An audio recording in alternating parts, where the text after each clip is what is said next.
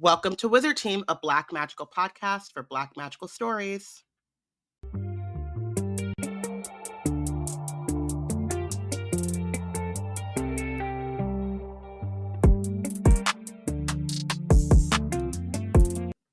Hi everyone, it's Bayana, Robyn, and Porshèa embarking on a journey through the many fantasy stories written by and about Black people. Today we're reading chapters 16 through 18 of Bloodmarked by Tracy Deonn. But first, previously on Wizard Team, Bree's reunion with Nick during the rite is interrupted by Lancelot, who asks Bree if she's ready to oath herself to the table. Bree channels her best Isildur from the Lord of the Rings and says no. Arthur turns up then, calls Bree a foreigner, and then tries to convince her to let him teach her how to use his power. Bree channels her best Isildur yet again and says no. She burns him away and ends up at the center of a forest between life and death that contains all of her bloodlines. She talks to Vera, who can't help her control her root. But we don't really get any insight into why, because Bree's attacked by the Order, who drug her with some sort of serum and kidnap her. She wakes up in a van and tries to escape, but is injured by a Merlin who was actively trying to harm her, so also in turn gets burned by his oath. But she's knocked out again and wakes up in an interrogation room where she's questioned by the Regents and then mesmered to forget, and then questioned again and again and again. And yeah, that's where we left off. Amazing. Something about the way that you described it in this summary, I just can't help but seeing Usher's Let It Burn, because it sounds like she's literally like this is her confessions era. Like, she's just, life is not going well and she's just gonna have to sing her way through. Now imagining her like in the courtyard of the Institute within a full dance number. In the rain. Yes, yep.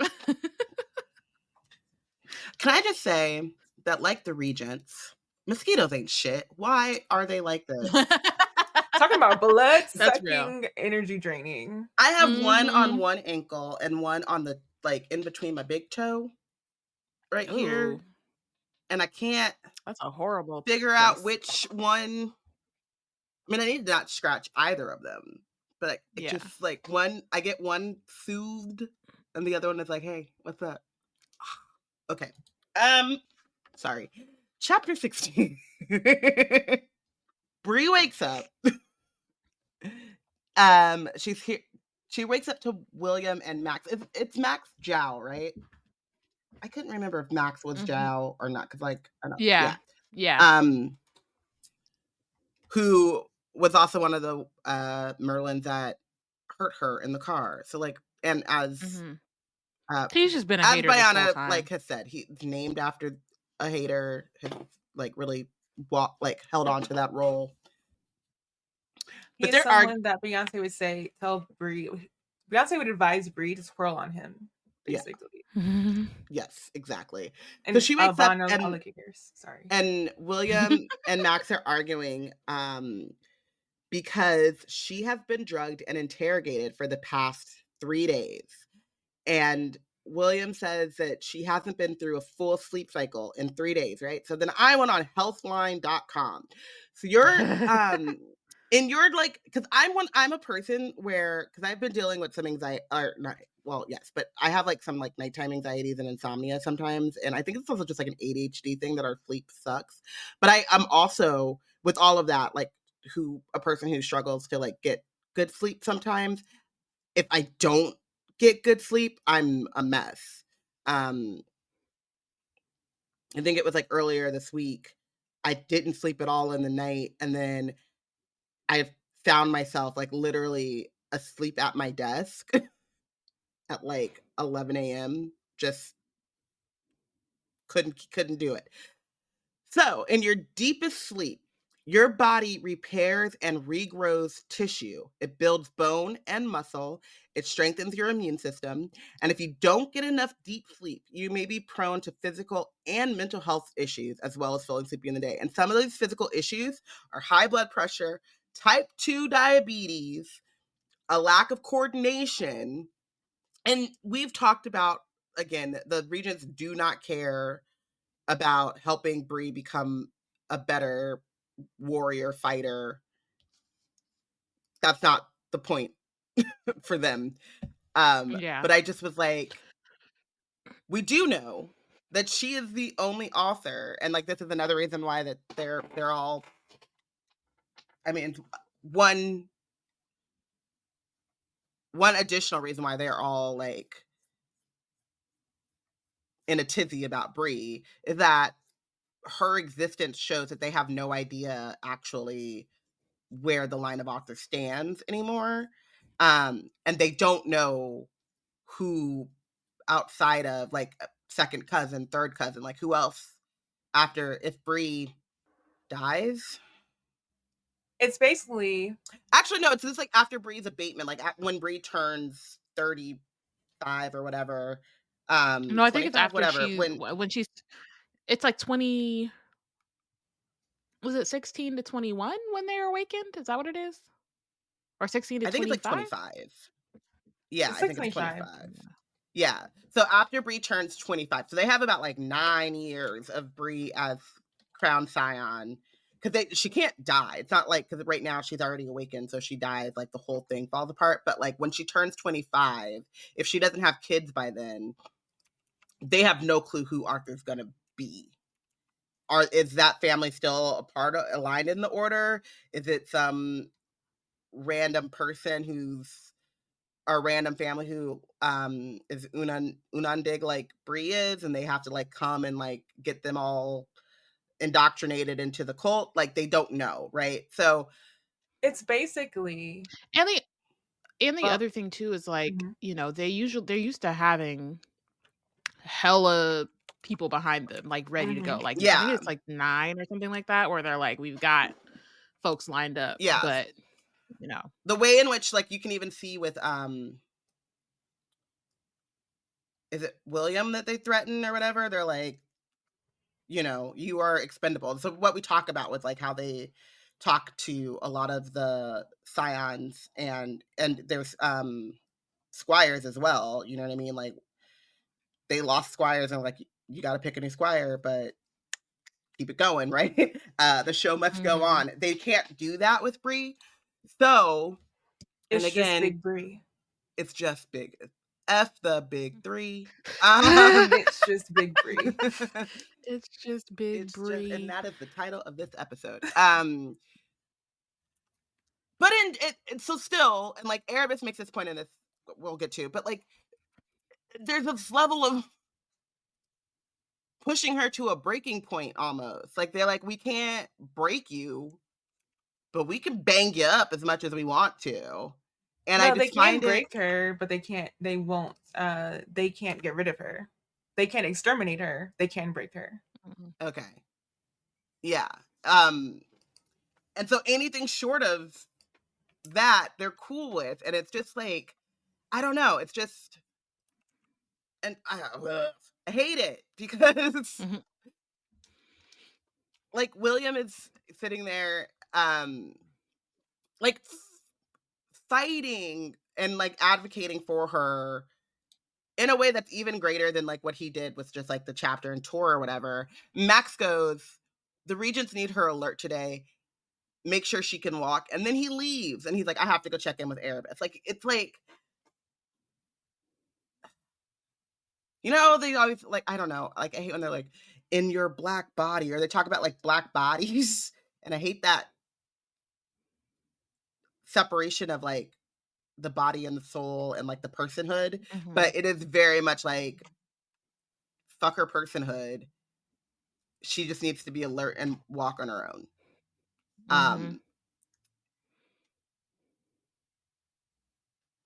It's a very gross way to open the chapter, in my opinion. Yeah, it's really gross. I think it calls to mind again, like the Mage Guard in particular and their oaths, because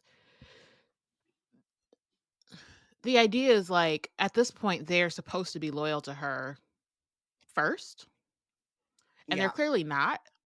And so I'm interested, one, in how those oaths are like written, but then also like again, Max and even Ramirez, like they're all like very like salty when it comes to Bree in particular, but I think all of the Legendborn to an extent, at least the ones that we've seen so far, definitely William, like there's just like a feels like some kind of resentment there.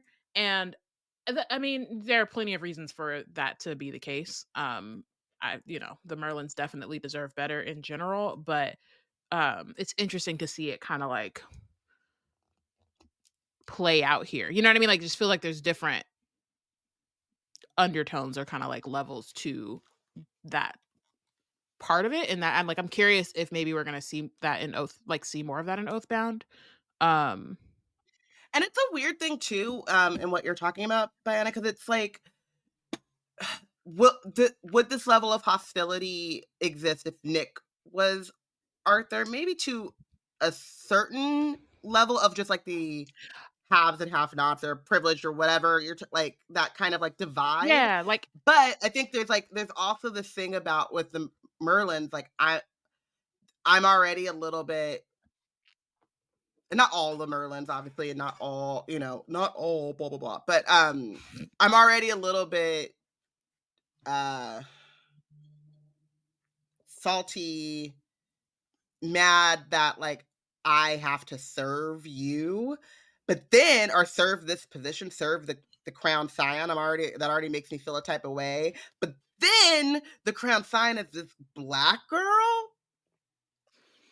Absolutely, like that's a bridge too far. Like if it was Nick, someone like Max might sneer a little bit, but he would like and might begrudgingly do his job, but he would do his job and like to keep Nick safe, right? To like serve him first.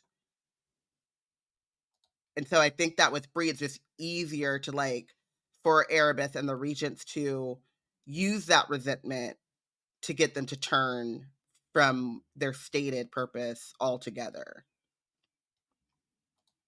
And then I think their oath, because we saw this in last episode, is it's related to direct harm, like intent to like do direct harm to the scion. So as long as they are doing indirect harm and don't have intentions right. of like direct But big harm to her, they can like and get I guess away they with haven't trapping oathed around her. themselves to her specifically yet, or like at all. Because that was kind of Because that's my like kind of like the question what I'm in talking about is like terms kind of of like the like legend born oath, like overall, like they can't do this to any legend yeah. So I born, think maybe basically. that's the only one that's like binding them right now, Mm-hmm. because the idea was probably after the Right of King. Because I was like, they move from like being under Erebus to being under her, like that's the point. But I guess the like now that I'm thinking about it, like the technical like that has not happened. yeah, That because like oathing has not the happened. right didn't really happen. Right. I liked her thought later in this. I think it's this chapter about how Arthur moves on this, and I'm like, that is a good point. Like in hindsight, I can see that observation making sense. Mm-hmm. Mm. So yeah, Max just says the Regents need her alert, make sure she can walk, and I'm gonna go check in with Erebus. And then William is like really shocked to be left alone with Bree, and he silences her to make sure that Max is gone. And then still, because Merlin's in their superior senses or whatever, still like when he feels confident that Max did leave them alone, whispers in Bree's ear to give her kind of an update about what's been happening. So he tells her that she has been mesmered in between interrogations for the past like 3 days, but that he has also been mesmered, or not mesmered, but he's also been given the serum that they've given her that like blocks their inheritances and like their powers. But he says like they've given it to me at like a lower kind of dosage, and so it Mm-hmm. blocks Gawain's strength, but he still has the power to call upon ether. He still has the power to heal. and he's not getting it in the same like quantity or frequency. But I also think that it's important because as Bree's trying to like remember what's going on and stuff, she kind of has this memory, this vague memory of them talking about the serum being tied to the bloodlines, and it's experimental, right? So this is, well, they say it's experimental. I mean, there's no reason for them to really lie, but like they definitely haven't used it to this, like to this quantity or this frequency yet. Because it's tied to genes, and Bree realizes that like the powers that she gets from Vera's line shouldn't be blocked by the serum because one, they didn't even know to look for them. And they only had access to like Arthur's genes, which Right. also to me is crazy because if Arthur's bloodline has been tied to Bree's line for the last like 8 generations since Vera, like they didn't have DNA and shit. Like, so who did they dig up? Or what did they save where they would have blood They from Arthur? They had Bree's blood. No, I think They they're took Bree's taking the blood. blood. Yeah. Yeah. Oh. And I'm They've sure been, they've like, taken doing the this. blood of like every scion. You know what I Yeah. mean? So they So can they've like tested it map against that different out. scions over like over different Oh, legend okay, so they borns. like came up with this serum using like the different scions, and then when they had Bree's blood, they when were they had able Bree's to blood, like they customized it to reformulate, her. customize it to her. Okay. Mm-hmm. I was like, And I say like they conspiracy. right. They so the thing is it is a like, I mean, I think it's not as specific. Like, I think it is specific. Like, it targets the legend-born powers, but like, it does get Bree's like root in terms of like the when she calls on it to like protect herself. So I think it also in some ways is like it's channeling it. It's dampening ether. Period. Like, I think that might be like the experimental part. Like, I don't know that they can like, like it could work on like Cell, right, or somebody else. But Yeah, that's what I'm saying. I'm well, sure they maybe experimented not on the Merlins Merlins as because the well. Merlins don't hold the ether in themselves. So maybe that's what it is. It's like it's people who hold the ether instead of just calling it to them. Because it dampens Bree's root, but it doesn't dampen the other abilities that she just kind of has, like the from Vera. The stuff that, again, like you said, like she didn't tell them about. Yeah. Um And it's also, I think, the more kind of protective powers. I think they like, and like what you're saying, so since they do have access to her blood, or they did know about her root, right? She burned Lark when they first met. but also they knew about it before. Yeah, I she think Tor told probably them. told them. Tor probably told them, and she, in like her in the debrief or whatever after the Ogoth with Raz, she didn't tell them everything. Definitely didn't tell them anything about like the root crafters and stuff, but like people did see her channeling ether in a way that is not what the Legendborn do. But they don't know that she has the power to like sense ether and like, I'm gonna say scent it, which sounds weird, but like she knows like ether signatures, right? Who did what? Mhm. She can say like, oh, that is a William casting, that like William smells like citrus and Cell smells like cinnamon. Like she can like recognize that level of who had like whose power does what type of thing. How That dare you, Robyn? what? Everyone knows that Cell's aether smells like whiskey smoke and cinnamon and barbecue. that Carolina heat, that Carolina Gold barbecue. Everyone knows that she's Oh my appetized. gosh. Her body responds like she's gonna get some meat off the grill. Stop. The Carolina Gold. Right. And then she has the ability to like see ether, which I don't think other Legendborns do until it's like forged into something. Unless it's being like called, yeah. Yeah. Because she was able to see it before she never took that oath. Right. So they Right. see She it didn't. because they took the oath, the warrior's oath or whatever, but she never took it. And then, though she did, no, she told them that she saw the demon. She didn't tell them that she saw the ether. And then she also can resist mesmer, which is like the most important thing in this exact moment. So Mhm. she, And she's like, I like how she's trying to remember it. Like when yeah, William tells her, she's like, I'm trying to, okay, that's telling me something in my head. yeah. I don't got it yet. I'm still waking up. I'm still trying to. And I think that it's also really important to note that, like,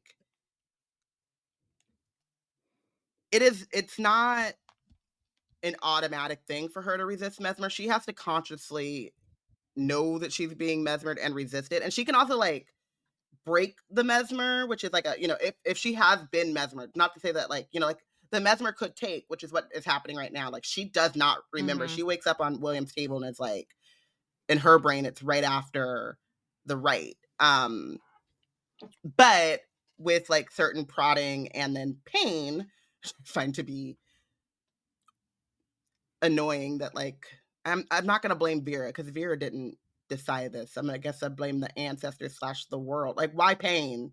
It couldn't be ticklish, couldn't be laughter breaks the mesmer. You know what I mean? Not But no, ticklish. You bringing up Amari. You're like, I know. this is a darker world. This is definitely a darker world, and I mean, I guess it's like they're, the ancestors are like very, I hate it. They're very like intimately aware of torture. And the different kinds of torture. So I guess from that perspective, it does make sense. And the legend born that they know of would definitely be torturing root crafters if they cross paths. So Mm. practically Okay, I see sure, what you're saying. but Yeah, also, I that's appreciate, horrible. yeah, But I see what you you. know what I'm I saying? don't disagree, but You damn. know, yeah. I- I Yeah. appreciate that, like the strength that Bree shows in not having, even being as mesmered as she has been, and having given away secrets that she has not meant to give away. She's not giving that away. Like, and no, even now, Hmm. in this moment, like she's telling William, and William's like, "You can do what?" And so exactly. it's. Right. I really appreciate that. Like, one, William has also been drugged, so he hasn't had the ability to like figure out stuff for her, and two, that like in this moment she still has able to like draw upon, like, okay, at least I kept a secret from these a-holes. If she doesn't know Yeah. all the secrets, she knows at least one secret she kept to herself. And I think one Right. of the things that I find notable about that is, like, it just reminds me of, like, as a Black person, you've always heard the, like, keep stuff in house or stay out of folks' business and don't let other people in our business type of thing. Don't go out here, you know, talking nonsense, or even if it's not a big deal, you just don't really talk about what, like, your family, like, internal discussions in your family with Hmm. outsiders. Um, I think it's hilarious because it's also one of those things that happens in, like, pop culture, big pop cultural moments when, like, Black people are like, "Oh, y'all didn't know that?" It's like, well, we don't actually. It's just kind of what is known is understood type of thing. Yeah. Um, so it just, I love that, I like the fact that, like, when you say it like that, it's like, wow, y'all are really paranoid. But it's also like, yeah, but then I wonder I wonder why. why, but then when you're getting interrogated magically, it doesn't even cross your mind to tell them that because they don't need to know that. Right. You're And just they're not not asking a question in a way that would make you like, have to say it. They don't need to yeah. know. They're not asking her, like, they're asking about her abilities, and she'll, like, say kind of enough, but she's not going to be like, "Oh, and I found this out because I went on a memory walk with my, like, therapist Right. And I Patricia," think the other thing too, about their like repeated interrogations, like I think um like, it's clear they do it so that they can ask her the same questions and see, they're trying to, like, catch her in lies or whatever. But, like, there are certain things that she, regardless of if she's mesmered, she knows she doesn't want to tell you that. So you could mesmer her from last time, but there are certain lies that she's gonna tell that she would have told anyway. You Anyway. know what I mean? Like, you're there's no She wouldn't way even she's gonna, tell like, William, and she trusts William. Yeah. William did not right, know. exactly. So Like, it's just like certain things that she's just like, no, I already know I I can't think tell the you. right. No, I only already know I need to protect the person, secret or whatever. the only people that know that she can resist Mesmer are Alice and Cell. And I And think, maybe I think Nick. okay, yeah, no, 'Cause because that's how that's how they they end end up. up in the shit. Yeah. Does she tell Patricia even? I think she does, and then Patricia's like, Mm, don't, ain't nobody else need to know that. To the point where she yeah. like didn't, because she thought that it was like all root workers could do this. I believe that's how it Yeah, was yeah, in yeah, like yeah. Legendborn, right? And then when she's told like, don't, nobody needs to know that, because it's even like, I think the way that Patricia kind of like frames it even is like, if Mariah knows that you can do that, then she's in danger, right? Like, Mhm. so yeah, like you said, Bayana, like it was never anything that she was going to offer up, and they didn't know enough to ask her like a direct question. And I don't think the magic that they're using on her or the mesmers that they're using on her they're not truth serums. Like, she just would tell the same Yeah. lie over and over again, and it wouldn't change because instinctually she knows that they don't need to know that. And she does Mhm. not trust anyone to tell them that secret unless it is like pertinent, like it is right now with William. So like, And I do appreciate, I will say, like, this whole kind of, like, moment or, like, sequence of events shows how powerful, like, the Regents are and, like, the reach that they have. But just as she's kind of underestimated them, they've definitely underestimated her and just, like, what she knows, and you know what I mean? Like, they, like you said, like, it didn't even occur to them to ask, like, "What other abilities do you have with this route?" They're just like, "Oh, we've seen it all," right? Or mhm. they're, you know what I mean? There's just certain things that they're not, um I mean, and part of that is, like, where their concern lies. Like, their concern is more in hiding her and, um, like, we'll see as we keep going, like, what their actual kind of point is. But it's just good on both sides that, like, even though she's in the situation, she's not completely just like has nothing to protect, I guess, Yeah. or has been able to protect something of herself. I think it's also the fact that, like, they're concerned with, like, the things that could keep them from being able to control her with the serum. Like, what they witnessed was her, having that flow of power that came out of her whenever she went for Excalibur. So they're concerned about whatever it is that could keep them from being able to, like, put her down. Um, and as far as they know, especially I think the evidence that she gave that her mother maintained her mesmer makes them be like not as concerned about there being something in her bloodline where she's able to like resist certain things that they're able to do. So that worked in her favor that she kept up maintaining her mother's story of like being able to like maintain the mesmer. So I think that's when you're saying that line of questioning, like they didn't go through a line of questioning that thought that way because they thought that they're cool. They think like they've seen Mesmer work for Mhm. everybody else. It works so well for Nick's mom that she doesn't even know she has a son. So it's like they think they're so good. They think that like they don't have to worry about that really. It's only later in this chapter that we kind of see like Yeah. maybe they're getting a little hint like, maybe you should double check. But then like, at that point, it's like, what can you do? So yeah, And it's really interesting. it's also one of those things too where it's like, um, sorry to bring this up. I don't know if you guys, how much you know about like the intricacies of like the CrowdStrike like outage, that IT outage that shut down everything.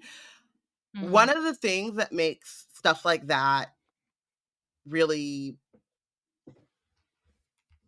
difficult to stop, I guess is the best way of saying it. I learned about this because I work at an IT company, is that like some of those bugs or cracks or like those little like things, like a single IT worker might come across and patch it and fix it, but they don't share that information out as in like, oh, I saw this like possible thing. Um, they just fix it and then keep going about their work. Like they don't share that information, right? It's partially because like the little bugs and stuff pop up all the time, so that's just like a kind of a time suck. It's also partially like you don't want people to know like how often bugs and things pop up, because that sense of like that false sense of security. So like what you were saying, Porshèa, about like the moment that there's kind of an inkling, it's also one of those things where they don't want to tell anyone that they have an inkling that this might be a possibility, because they don't want anyone, you know what I mean, that like security theater that this is the end all be all is more important than like letting people know that like, oh, we might have a vulnerability here. I think it also like nobody, like everyone here is power grasping and nobody wants their power questioned. Exactly. Ever. Exactly. And then you don't want the idea that like she broke your mesmer to turn into like you're not good at giving mesmers, right? As opposed to like Bree is just able to break them, like even or because he's also got that demon in him. They'll be like, right. Oh, your demon time is catching up with you, bro. Exactly. Yeah. So Bree tells William that the pain can help her resist the mesmer, and so he floods her system with ether, and it leaves like a bruise, I guess is how he explains it. But she starts to kind of start remembering more about like the last 3 days.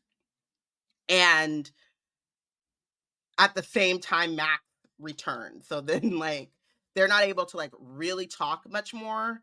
All Bree knows is they've interrogated me for the past 3 days. They've used this serum on me to like block my powers. They've used it on William as well. And something is different today, because today they want me alert and they feel confident enough to like leave my side for even like a few minutes. So something is different. We don't know what yet. Here we go. So Max walks her into this conference room with the Regents. The Regents are sitting on one side of this rectangular table and their seneschals are on the other. And then Aldrich greets Bree and asks how she's doing. And Thestra, who's like tapping her fingers on the table, like kind of scoffs. And then Aldrich is like, must you always be so impertinent, basically? And Thestra's like, I'm tired of the ceremony. I'm tired of the repetition. Why are we going through this when we're just going to mesmer her again? And she says, I'm tired of this, Grandpa. Yeah, that's too damn bad. And then Tacitus, who is Aldrich's seneschal, and he's also the head Merlin, mesmer in chief. Yeah, the head mesmer in chief. Asks Thestra to not make his job harder. The more memory she accumulates, the more he has to remove, and he would prefer like a quick discussion. So part of the ruse and the repetition, we find out, is that it makes it easier for them to kind of erase her memories. So if it always starts with like, good morning, how are you feeling? Like whatever, all of those conversations start to bleed together, and then it's easier to just wipe them all away. So the more nuanced the conversation, the harder it is to like have a believable mesmer, because then you're just like, even if you take it away, then there's like this weird gap, right? And so you know that you're not remembering something in a way that would be suspicious. So that's something that we didn't really know about the mesmer. Don't be suspicious. That's something I don't think that we really knew about the mesmer before, if I'm correct. I think that we just kind of thought that they were able to, and they are able to like replace things or suggest memory replacement stuff. So but it's also like, I think it's a skill level. Yeah. Like some of them can, so like it kind of depends on the Merlin. Yeah. But either way, cool. Oh, go ahead. Not that it's good, not that it's nice. It's like terrible, but great. Like I think it's kind of cool that like the different Merlins are like, so this is my thing. This is like, I think it's just like measuring intelligence, right? Because there's different kinds of intelligence, and like like someone's skill on a spectrum of intelligence may differ from someone else's, but theirs might be higher on a different scale of intelligence depending on what skill you're using and what it looks like. And your specialties. Right. So like someone else's specialty within the Merlins could be mesmering, but they might do it in a different way than the way that Tacticus has been doing it. He does it through repetition and building stories and like pulling specific things. Someone else might be really good at it for, I don't know, they might be able to build like a rhythm or a cadence or something, and then like hum or something, and that's like they like maybe it's kind of like hypnotism, and are able to use that. Like there's just like different ways to go about it. It sounds like, because the order is the way that it is, they probably work on a more systematic way of like, this is what we've always done traditionally, and if you're good at this is what we like value. But I wonder about the resentment that the other people within like the Merlin like training aspect, but also in the Mage Guard may have, because someone may have gotten picked because they value something that like they don't currently have, but they have a different workaround for it. So I'm just like suspecting that we're probably going to hear about some different ways that people have moved and no one else has really picked up on, because they've picked up on these skills in secret because the order only allows for a certain kind of way to do things. Yeah. And I think it's also interesting because, and we'll see in a little bit, like they respect it as kind of an art form and they respect the Merlins, respect each other's abilities in Mesmer. So like we were saying earlier, it's also very important for them to be perceived as being good at this thing, or have the perception of how good or how masterful they are at this thing really informs like the level of power that they can hold within this order. So they start the conversation because Tacitus is like, all this chit chat, that just makes my job harder. And if we are going to mesmer her, then what's the point of doing this now? We can do it later without her here. They pull up a screen and they start displaying images of Bree over the past month. So Bree's school ID, Bree with Greer, Bree with Alice, Bree with Cell, Bree alone in the library studying.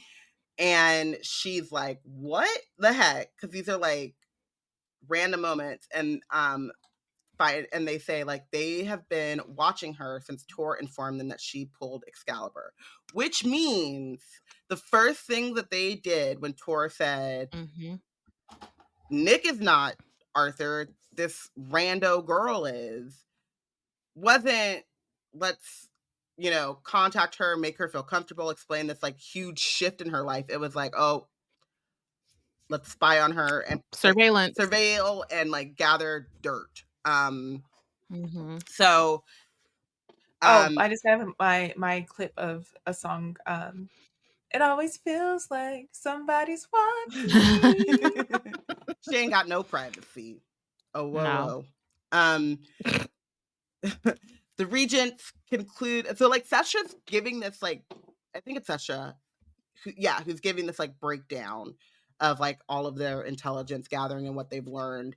They've concluded that Bree's father is not a code violation, but should remain under liege supervision, and that the code of secrecy was not broken by Brianna or her mother, because apparently Bree's mother didn't tell anyone about, or her mesmer held when she saw the demons when she was on campus.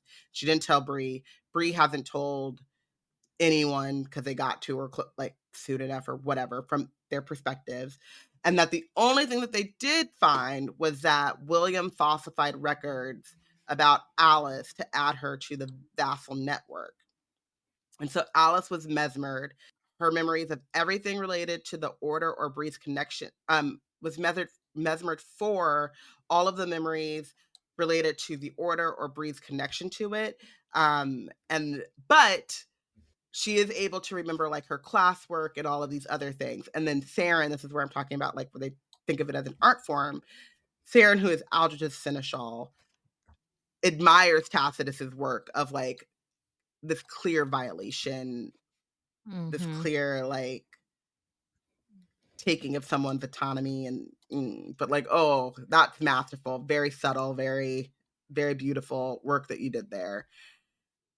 And it's just like they're so like everything about the order is so invasive. yes, And like and it's one of those things where like again we see in Legendborn there's all these like hints or like people saying certain things and like this is about the order, but kind of the focus in that book is about the like growing like demon presence and like, you know, it obviously from jump I think Tracy does a really great job of like setting up that there is like there's some gray when it comes to the order and it's not necessarily that they're the good and the demons are bad, but it is still kind of set up that way.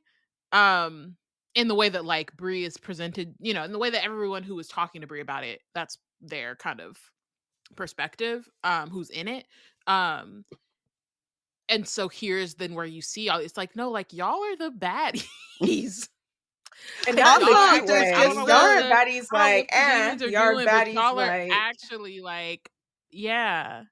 and it's also just kind of like there is you're predisposed to think that like the order and the knights are the good guys against this like these demons. You know what I mean? Like just in pop culture references and whatever, like you hear demon and you're like, they're the baddies, right? But there is Mhm. also a way in which you might be able to argue that like Arthur and the original knights were doing good trying to prevent the demons from overtaking the world or whatever. But there is always a point in which the methods that you use become a problem and like can become more harmful than like whatever your stated goal, right? Because their stated goal also is to protect humanity from demons. Mhm. And that hasn't really changed from when Arthur and Merlin were running around. But the minute Arthur and Merlin decided that they're gonna tie power to bloodlines and mess with all of these things, and then the Regents started making these codes and oaths and codes on oaths and pulling children into service at like 7 or whatever. Like every single one of those decisions takes you further and further away from being the hero of the story. Mhm. Um, Well, here's the point that I that's come to my mind is that like the way that white supremacy works, um, they have like been able to cow people who are in the order into this is the way that things have to work. So people in the order, a lot of them are not seeing a problem, not the fact of like someone else is being surveilled, but that also like everyone is getting surveilled. Like to them, like they're like, you give up Mhm. privacy whenever you decide that you're going to be part of this bigger thing, right? So like the more you adapt to the ways of the system and then like you accept that the system is working the way that it does and that's just normal and you shouldn't be questioning it, the sooner you are suspicious of people who are looking for the things that you said like that you've accepted because you feel like this is like a normal thing, and it's like that normalcy is false. It's all there to create this like tradition and custom, a culture of like voyeurism and like lack of privacy and like all these things because it's supposed to be for the greater good. So you think you're serving the greater good by imposing these sort of sanctions on other people, albeit in the name of tradition, because you're kind of like cowed into the idea of tradition being the right way to go. But it's not actually good for you, nor is it good for the people that you're saying should buckle under it. But you don't want to question it because you gain a lot after under being through the system. Like you can see how that actually helps you to maintain the system as is, and you like you know you're losing something, but privacy doesn't mean as much to you at this point, and you don't think it's gonna like tour. You don't think it's gonna be something to you until it is about you, and then that's whenever you have a Mhm. problem. that's the what is that? That's It's the very saying of like, oh, go ahead. No, go ahead. You're good. I was gonna say that it just reminds me of that saying of like those who would sacrifice freedom for security deserve neither, whatever. Which is like we heard a lot after like 9/11 and with the freedom or what was it the Patriot Act being Yeah, the Patriot enacted, Act. Mhm. and people were like ringing the alarm of like this is a Fascism. Yeah, like, it wasn't even like Mhm. a slippery slope, like, this is, we are giving Inform on your neighbors. Inform yeah, on, like, Yep. yeah. see something, say something type of shit. Mhm. When a lot of times you don't have the cultural competency or the context to say anything because you don't know what you're seeing. Um, Mhm. yeah. I think it's also very interesting because so there so the last time we saw Sestra, she was talking about like or she was giving Bree this lecture about how she couldn't be with Nick and what she couldn't do. And now she's very like in a very removed way giving this like rundown of like Bree's closest friend and family. So it's like we know every aspect and every relationship that matters to you, and we have a say and like power over those things. Like power over your Mhm. relationships, power over like not only who you can be with romantically, but who you can like confide your secrets in, who you can trust wholeheartedly.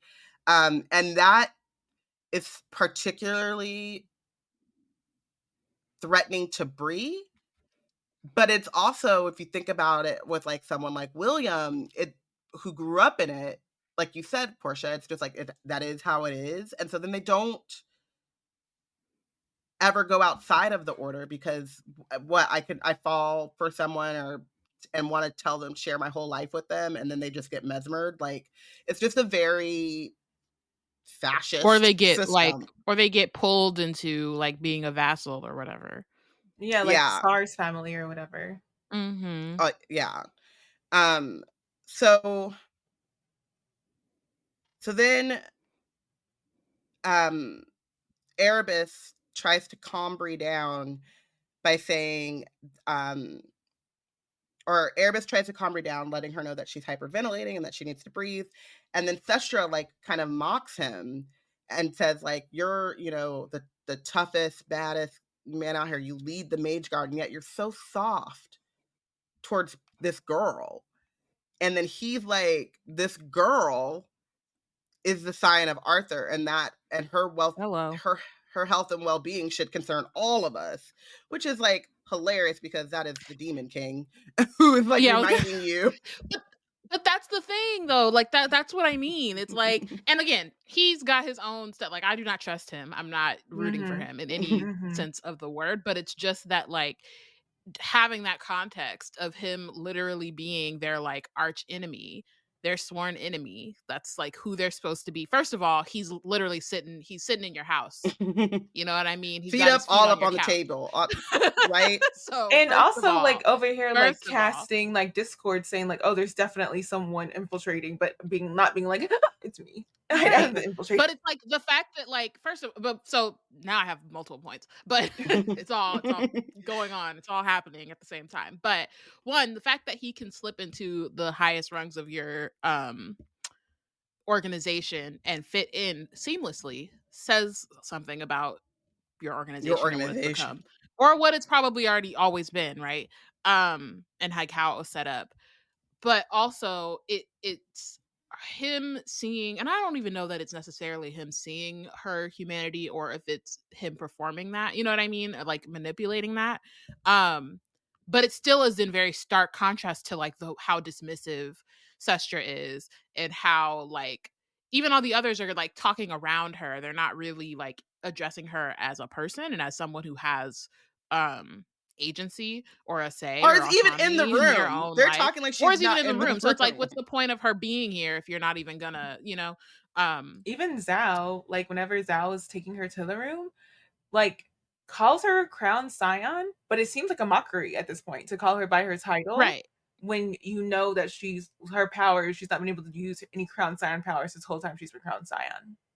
It feels like Hmm. they're just And mocking that her that the whole way power is through. completely like hollow Yeah. in the way that like literally showing that because she's been imprisoned this whole time and can't really do anything about it. But yeah, no. So it's just like again, obviously Erebus is up to something, TM, but in being up to something, he's also like he's reflecting the Regents like very clearly. Like you know what I mean? Yeah. And like that idea that you need the regent, like a high regent, one of the most powerful people in this organization, need to be reminded that you should be concerned with not the well-being of Bree, the well-being of the crown scion. Her being the vessel for Arthur, basically, is what he's arguing for. And so, but he's also saying it, I think, too, is like at the very least that you should care about that. Right. Yeah. Like, that's what he's saying. Like, he's like, yeah, she's like this girl, and he's like, well, this girl is literally the crown scion. Your head honcho. Yeah, without this girl, like you look and you see this black girl. I look and see the whole thing, the thing holding all this together. Like you forget to care about her health and well-being, and then you get too rough with her and hurt her, kill her, and we could go home. We just pack it in. This shit is over, right? So, yeah. So then they're like, okay, what should we do about all of this? And so Sestra proposes to keep Bree's status as Crown Scion secret, and that to 98% of the order, Camlin will continue to appear 2 scions away. Because from what they know, the dude who was Lancelot has not been called. Does the dude who was Lancelot know that he's not Lancelot? And that I don't know that he knows that they've I don't think he up does to him yet. No. Yeah, I don't think he does. No. I think he thinks he's just still, over in the northern chapter he's waiting to be here, called. like, put me in, coach. Yeah. Craziness. That's hilarious. But he's probably like actually relieved. Like he's like, okay, so it got up to that last person on the other chapter, but it's not up to me. So they're keeping the demons. I don't think he's relieved though. I feel like he's walking around a ball of stress and nerves, waiting for this That's night how to you hang in his head. This thing, but like they haven't had anyone called as far as high as the person under him in such a long time, and he's probably like, oh, this is like a fluke. Like we just got up to the last person before me, but I haven't been called in centuries. Like my line has not been called in centuries. I'm probably fine. They got the demons together. We're good.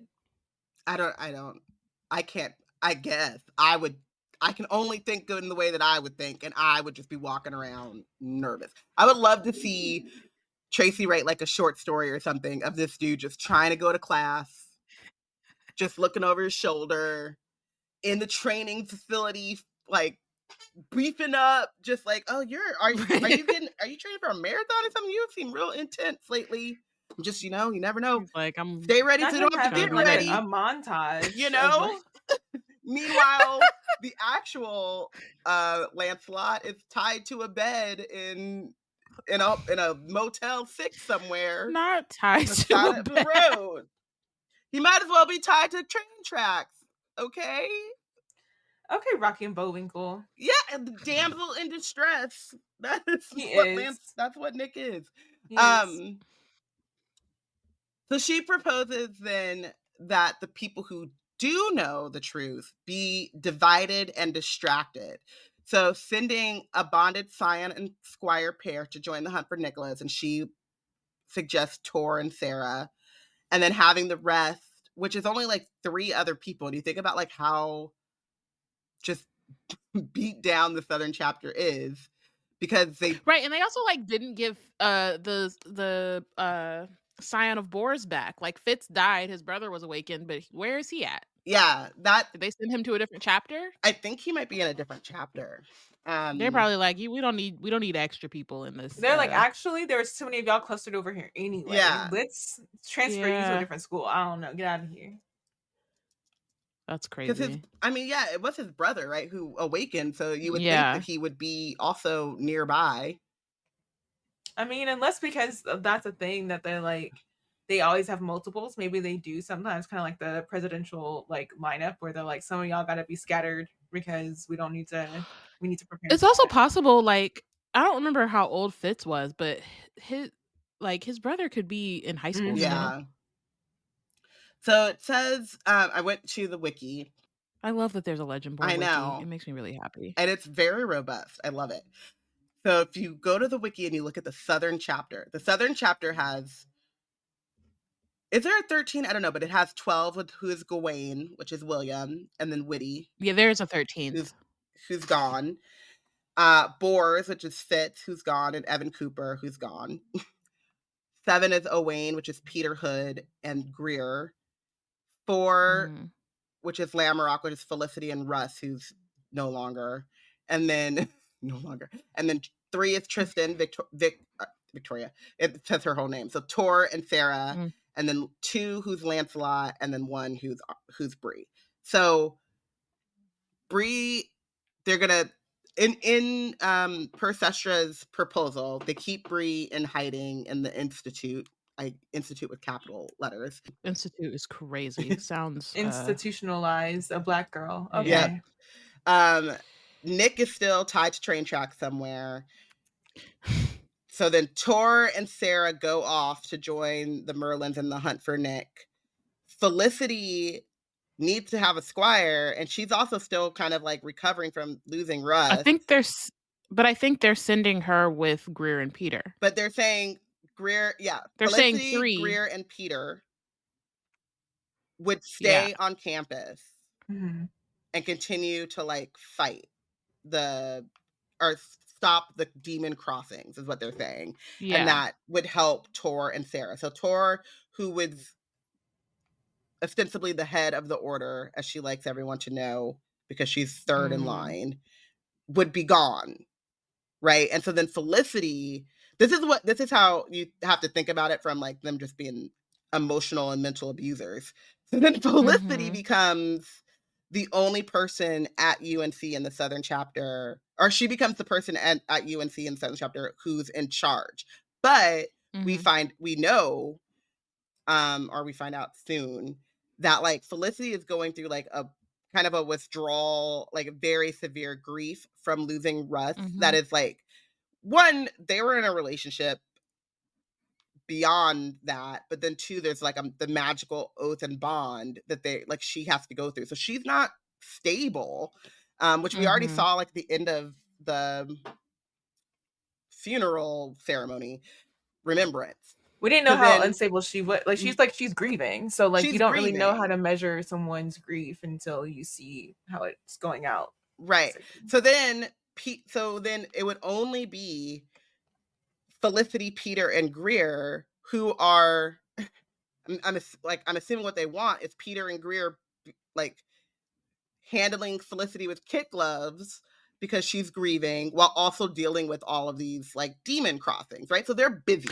And then they suggest, and then they're like, maybe we'll leave a couple Merlins with them, but not even like they're not enough, they're not so really all that concerned. Yeah, they're just like, and they haven't decided if they're actually going to do it. They're like, we'll see. But that's the point too. Like the cruelty is the point. Like because this is divide and conquer. This is keep the kids too distracted to understand that they're having the wool being pulled over their eyes. Yeah, divide and distract. The informant. You can't think too much about what the regents are doing when there's all this stuff happening in front of your face. That's an immediate danger. When you're facing like imminent death, you can't really think about the forces that are of evil. Yeah, that are like, who is this not an allegory to our current circumstances? Like, if you got to pay rent, you can't think about the U.S.'s stance on foreign policy. Who's pulling the strings behind all these figureheads that we keep getting? Like, why? Who's AIPAC? What does that mean? Who's pulling the strings behind that? Who are these lobbyists? What does that mean? Would really love to get into that. Would really love to change things, but really terrified of being homeless. Right. So Bree then argues. And then she also, Sestra also like says like they keep calling him Citizen, which when I was listening to it, I thought they were calling him Citizen, and I was like, this is very strange. But William's last name is Patterson, so that's what they call Yeah. it. So, and then they'll keep William, and they'll tell them that like William is staying with Bree because she's having she's getting aether fits. yeah, well, also because like she's supposed to be like she's staying in hiding, but she's also training or whatever because she's not, you know, she didn't grow up in this. And so they will then tell the rest of the Southern chapter Bree has chosen to go into hiding to protect the spell. I'm assuming the spell of eternity, right? So like if no one knows that Bree is author and they don't know where Bree is, they can't kill her, and then the lines live on. So she's chosen to do this for the good of the order because they don't know who Arthur would be if something happened to Bree, which makes sense in a way of, again, it makes sense in two instances. One, that if Bree really bought into the order and stuff, like you do need to know who the next person is so that you can find them, and like, you know, like basically what happened with Fitz, like you could have like a kind of seamless transition, right? And so for the like for the order members, the Legendborn in the Southern chapter, that would be like, oh, she's doing what's best for the order, blah blah blah blah blah. But also for these chapter members, they know that like you can't lie to them and tell them that Camlan isn't here because Bree is awakened, right? So like there's also this idea of like she's abandoning us, which is what Bree argues, is like they won't believe that she just gave up. And Thesha's like, they won't feel safe with you. You are the center of their trauma, which is a crazy thing to say to someone who, for all intents and purposes, who is sitting in the center of her trauma? Yeah, like in the institute of her trauma. Yeah, who you but have, also like, who is like they are manipulating her through her empathy and like feelings for like protecting her friends and people that she's like, you know, we can call them, she probably calls them her friends in her head. We know they're more like classmates, but like for these people, co-workers, like, or yeah, like colleagues, workplace acquaintances, they're manipulating her through her feelings for these people. So like you're talking about their trauma in order to regulate Bree's like concern for them. Like, well, you're doing their best for them by not being around them, and it's like y'all are like the multiple levels of manipulation being played here is like it's chess, not checkers, but dang, y'all are some really messed up people. It's actually Vulcan chess. Like if you in Star Trek where they have like 3D chess, it's like Vulcan. The board is all crazy. It's a whole different game. So then they show the video of her during the Rite of Kings, and Bree starts to look at it from an outsider's perspective and says that she looks distant, unfocused, and out of control of her powers. And so if you don't know the context of what's happening and the fact that she's like actually in a vision, or just coming out of a vision, it looks like she's attacking the Regents, and the Mage Guard are protecting the Regents from Bree as opposed to they are attacking her. And then Erebus jumps in. Thesha uses this video too as like another like show of how the chapter would not feel safe with her as king right now or whatever. So then Erebus is like, also, while we keep her here, we can further study her abilities safely, of course. Like, of course. Yeah, sure.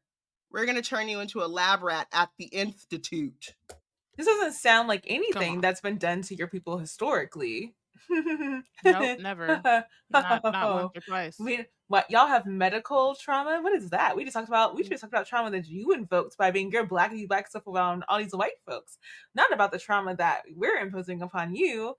just at the like Historically idea of it and being an right experiment. now in this moment. Right in this moment. Mhm. And she immediately I goes will to say, thinking though about Cell saying, like, they will experiment on you because they experiment on Merlins. Like, Mhm. they Right. experiment on their own. I will say, though, and I think I think the hints are a little bit, less subtle in the next chapter.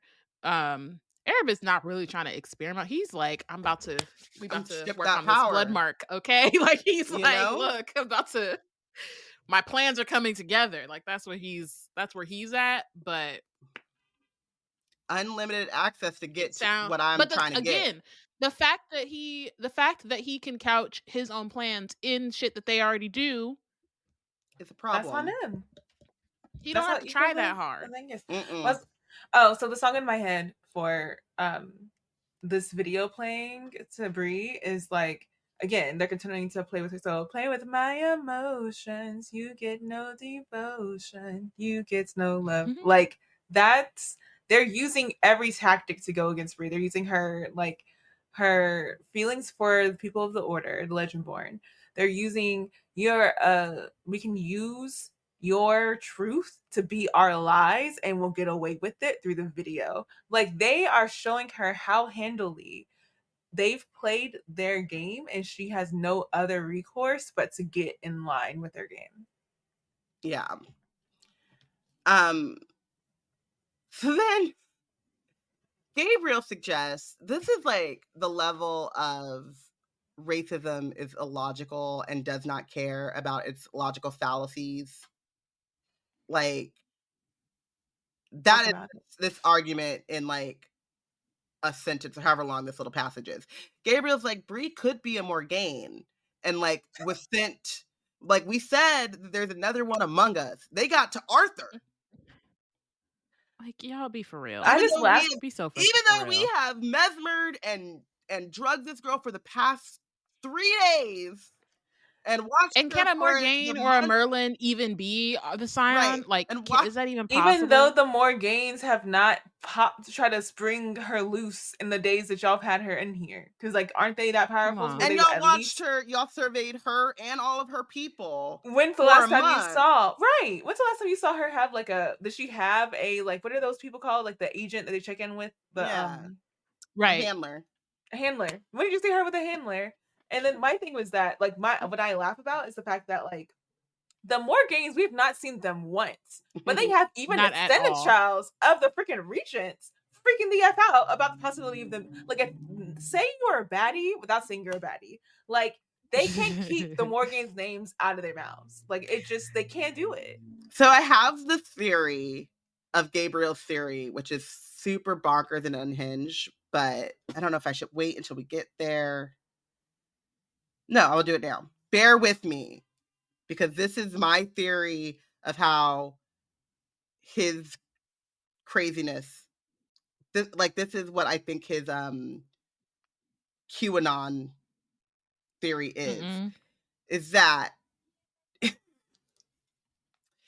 8 generations ago, the Morgaines kidnapped Samuel Davis or whatever and forced him to procreate with Bree's ancestors. And then the Morgaines, once figuring out that they were able to get the line of Arthur or split the line of Arthur or whatever, then just like lied in wait for 8 generations of slavery and segregation in the Jim Crow South with this one family who were completely safe from any kind of racial violence.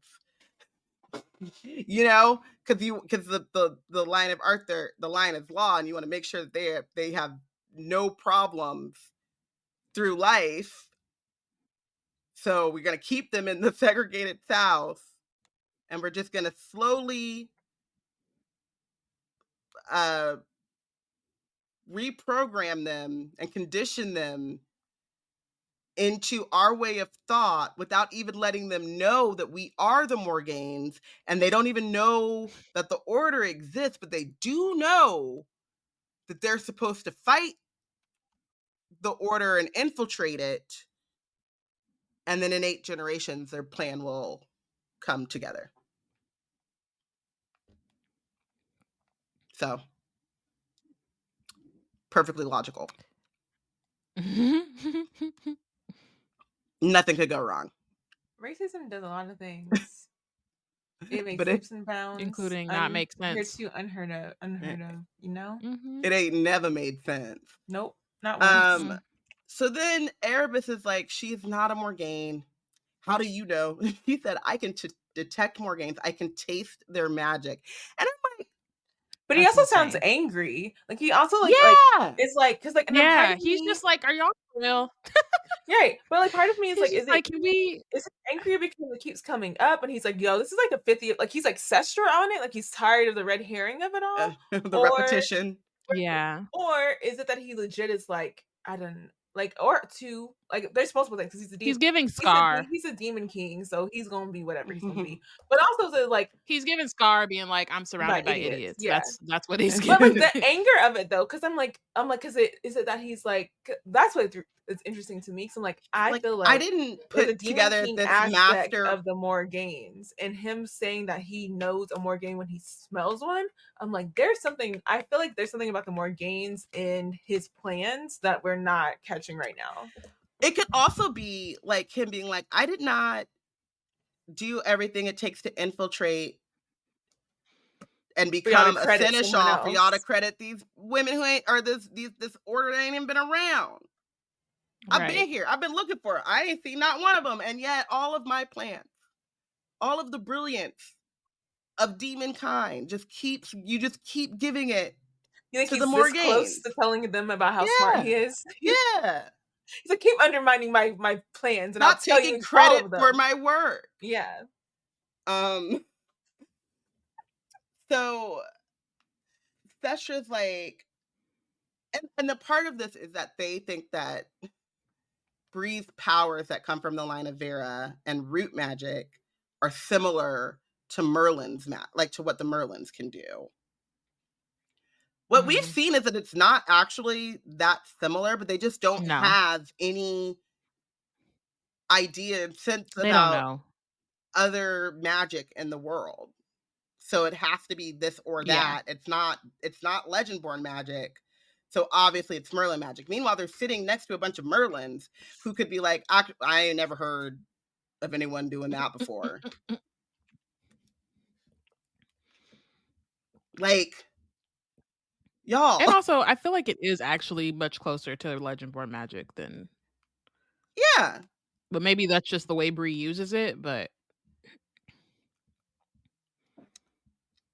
I mean, from what not they the know, medium part, but like the actual like. But we don't know of any, like, in all of time, do we know of any Merlin mediums? No. I mean, they have brought it up. I feel like that would be something they would bring up. Like, oh, remember in 1722 when so-and-so was also a medium. There's something or whatever. about the gleam in Sestra's eyes whenever that questioning came up and Bree admitted to being a medium and Arthur being able to like take over her body, that I think just like capitalizes on the idea that they have never run into anything like this before. Yeah. But, there's only 2 types of magic in the world. And so then Sestra's like, we could train her for a Merlin, but she is the anchor to the spell of eternity, and one mistake and Legendborn power is gone forever. This is the same woman who 2 minutes ago was like, Erebus, why are you babying this child? Why are you being so soft on her? Right. But it's like, yeah, if we train her like a Merlin, this also like brings up the point. They train Merlins from like birth, right? One mistake and they be dead. Because she's like, one mistake and the Legendborn power is gone forever. How many mistakes have y'all made in training these children? How many children have you killed? That have like, yes, that have killed them. Not like one mistake and then she's like on the sidelines because, she broke her ankle or like the mistake is death. Right. You are the baddies. Jeez. Anakin Skywalker and over here. Then Audrey is like, looks at Bree and it's like, we are not monsters. We will let you have a say in your own faith. But I can't imagine you'd ever want to be king. Like, full gaslight. While also, we're not monsters when she just said, like, we might accidentally kill you. But we're not monsters. And you can have a say in your own fate as long as that fate is you in this institute, not telling anyone or joining the fight. And so then Bree is looking around and it's like, you are lying. You're lying to me. You're lying to yourselves. This is all a farce. I can see it. And I've only been awake for 20 minutes because y'all keep mesmerizing and drugging me. Like, I've only been, like, lucid for half an hour, and I could tell that all of this is bullshit. She says, you were never going to let me complete the rite. You're going to act like it was just fortuitous timing that this happened and you happen to have this serum.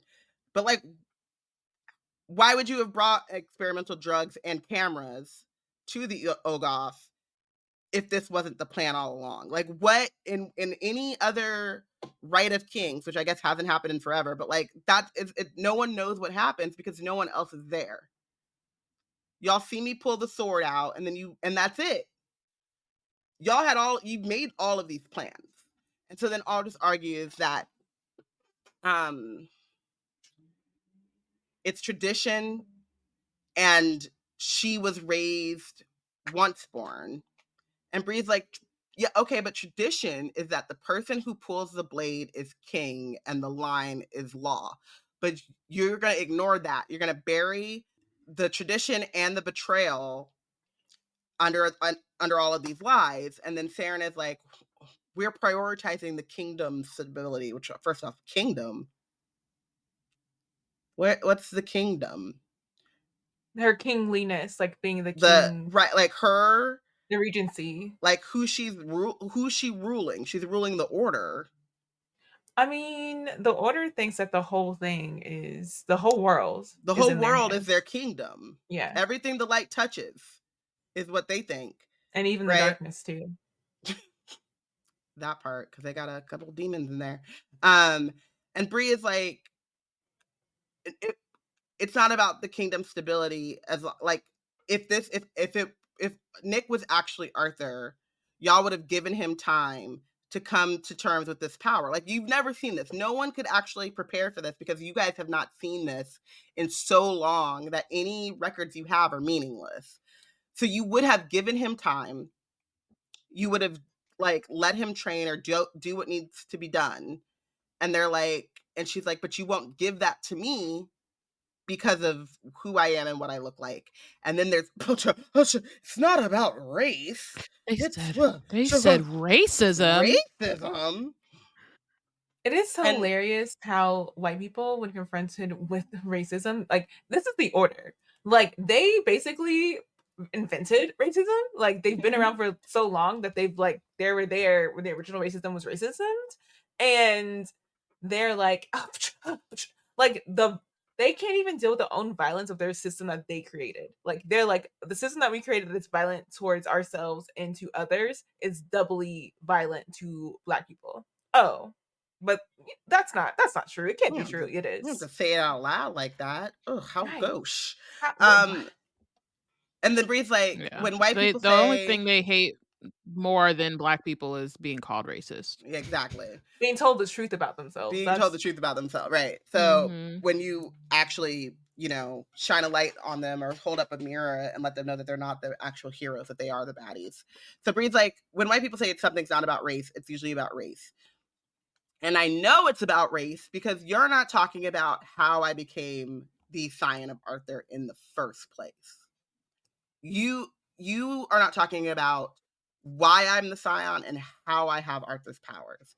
And they and then all the violence of their own systems. We understand what you claim to be true, but that's an accusation without proof. And she's like, I'm the proof. I hate it so much. Hello, literally the proof. Me pulling the sword out. How else could I be here? And then she says, my mother. What else would you think happened? My mother was a Scion of Arthur. It was a love match, but y'all didn't know about it. Right. And she says, my mother's mother back 8 generations. right? So if you believe that I'm a medium, if you believe what I said about me being a medium, if you believe what I said about Arthur like taking over my body, right? Which they kind of even seen in the right? Mhm. If you can believe that without, or if the proof of that is good enough, then like what else do you need? And then Gabriel, this is his QAnon, is that they cannot believe that Samuel Davis, and then he goes, the last true scion, which is Like, shut up. just, Shut the fuck up. Let what me is tell you that? how you're the That last gift? true of your line if you keep playing with me. How about That- I'll make you the last right? true one of you? How about that? That gift playing. is like, just say it. I'll say it with you. You know? Just Racism. call me a nigga. Like, Right. that is the last true scion. And he goes, it would be irresponsible. What is irresponsible about that? And then, so a man in the most here on her in the the most white white woman, feminisms, the white in the feminisms, in the most whitest of white women's, that's just like, actually, that's the most believable thing, a man taking advantage of its power. While you were taking advantage of your power. Girl. And All these people claiming can choke. some sort of like, ugh. choke on air. I hope they choke, like we say kick rocks. I hope you choke on air. I hope an airbender comes through and just sucks all the air out of the room. That whole part, and I want to say to Tracy, you didn't have to, because then just gaslight. I mean, I guess you did have to. It was very well written, but damn. Then Aldous goes, well, this decision remains the decision. And let's not he's talk. Like, I asked you, but we don't actually care what you think. So, like, We're why not, are you asking? It's like this 2 minutes ago, we're not monsters. Performance. It's white civility at its finest, where it's just like, yeah, where here's the like performance and here's the appearance that we care just for like the record, but not for real. And then we're gonna mesmer you to forgetting this entire conversation and tell you and everyone else that you agreed. But if you're silent about your pain, they will lie and say you enjoyed it. Can we talk about how rich it is that Gabriel is like, honestly, we gotta wrap this conversation up. You have taken up too much of our time. All these days that we've been questioning you and mesmering you. We have and dinner reservations. We have dinner reservations tonight. Like, we were down to do it up until the time that we had dinner reservations. And now you are taking it a bridge too far by talking back to us with information that we are not going to take from you simply. Because how dare you imply that the last time a white man held being the scion of Arthur, he used it to rape someone he considered his property? How dare you imply that we would ever have someone misuse their powers? We have Davis around currently misusing powers, but like, how dare you imply anyone who ever held the Davis name would ever do anything this dastardly?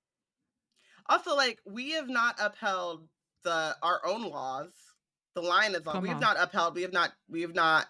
They have honored any of this, but what we are not going to do is dishonor these dinner reservations.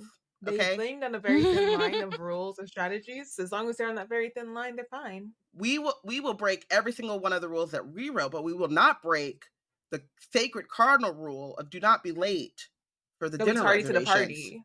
Okay? So the Michelin-starred restaurant we're going to. Can't be tardy to the party. So then that's the one rule. Tacitus is mesmering Bree. Bree is like concentrating on the pain that William gave her earlier so that she could break the mesmer. He says something, and my book is over there. I didn't write it down in my notes. And she gets a little bit mad. And then that makes Tacitus. Oh, because he talks about, I wrote it down. It was like something about the gifts that she was given. He says, if anyone in the order asks what would happen here, you will say you are in conference with us for the past 3 days and agree to remove yourself from the public eye for the safety of the order and the Legendborn spell. Bree says, yes, I remember what was said here today, which I liked because that clues them in. Tacitus is like, makes a face at that. Your assistance is an act of kindness to help us save your friends and the lives of thousands. You want to help others, and staying here is the best you can do with the gifts that you have been given. And Bree says, my gifts? Like, she's immediately pissed the fuck off because. And then he says, "Your inherited powers of Arthur," and she says, "Yes, of course. Arthur's blood is a gift," and that sets her off because Arthur's blood. That was after all that we've just been talking about.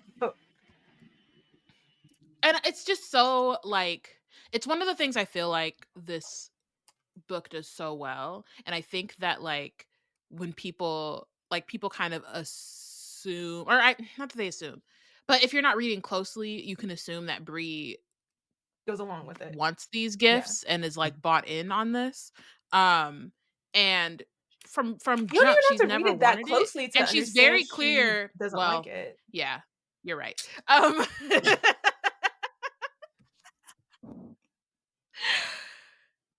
You're very correct. But it's one of those things where like Tracy makes it very clear that the way that she got this is through violence. Bree is very clear, like, about the context and understands it from jump, and is never like one shying away from it. Never, and you know, even when she was like entering the order for her like for her investigation or whatever, she, you know, there are some things that she learned from the order because she's like meeting all these people who are bought in or whatever, and so she's internalizing it in some ways. But I feel like she always sees the order very clearly, but in this case, not clearly enough. Like, she's still a little she's like naive, but she understands it's not like, oh, I feel like I'm gonna be accepted, right? She knows that they're not great, but she underestimates how not great. Yeah. How exactly. Not great. Exactly. And like, so there's a moment where she kind of realizes that there's nothing that she can do to prove herself, but that doesn't like make her sad. Like, oh no, I'm not going to be accepted. It's like, oh, okay. So this is what this is like. It's more than I thought, basically. Like, I already knew y'all were racist, but I thought I could maybe like, you know, still work within the system. And now she's realizing like, nah, because y'all can't even acknowledge like what was done to my family. And I can understand people who, to an extent, I can understand people who kind of take this as that meme from Community where homegirl is like, I can excuse racism, but like animal rights is animal cruelty. Yeah. Right? So like, I can understand people being like, oh, well, this is clearly a racist order and this black girl's doing it anyway. Like, oh, she's a problem. But it's like, let's read between the nuance here. She's not saying I'm okay with racism. She's like, I have naturally inherited being part of this like racist group because of the racism that was imparted unto my family, the violence, the crime that was committed against my family by this racist order. And I'm going to use what I got in order to make sure that like they don't end up being a problem to the larger community of Black magical users and other people who have to deal with the world that this order has built. But like, that's a new also to like help her people, right? Like, she still needs to save Nick, right? She still wants to like take care. It's all about taking care of the people who matter to her, and not about the organization and the lioness law and all that stuff. But that's the thing is that's complicated about it is that she has love for people who were brought up in the organization, and she has a quite distinguished how far that's integrated in their personalities, and if that's actually something that she can she can work within. People who said they want to like change things from within the system, like how effective are those people usually? And that's a journey that people have to go on. Like, if they choose to do it, that's a journey they have to figure out. And I think this is something that, like, this is what really bothers me about some of the critique of this book too, is that like, from my background and where I grew up in, it's like one of the most relatable things of like how much bullshit can you not accept in a person, but like tolerate in a person who might have good intentions, and then you do your best to help them get better, right? Like, I grew up in a predominantly white area. If I did not hold my nose at some of the like microaggressions and just like ignorance, and like even do my part of like, this is a teaching moment, you know what I mean? Like, I would have not had very many options for friends. And like, sorry, we're social creatures. Like, you need friends, you need people, right? And so for Bree, especially like even with like Nick and stuff, like, and William, like, they see a lot of what's wrong with the order.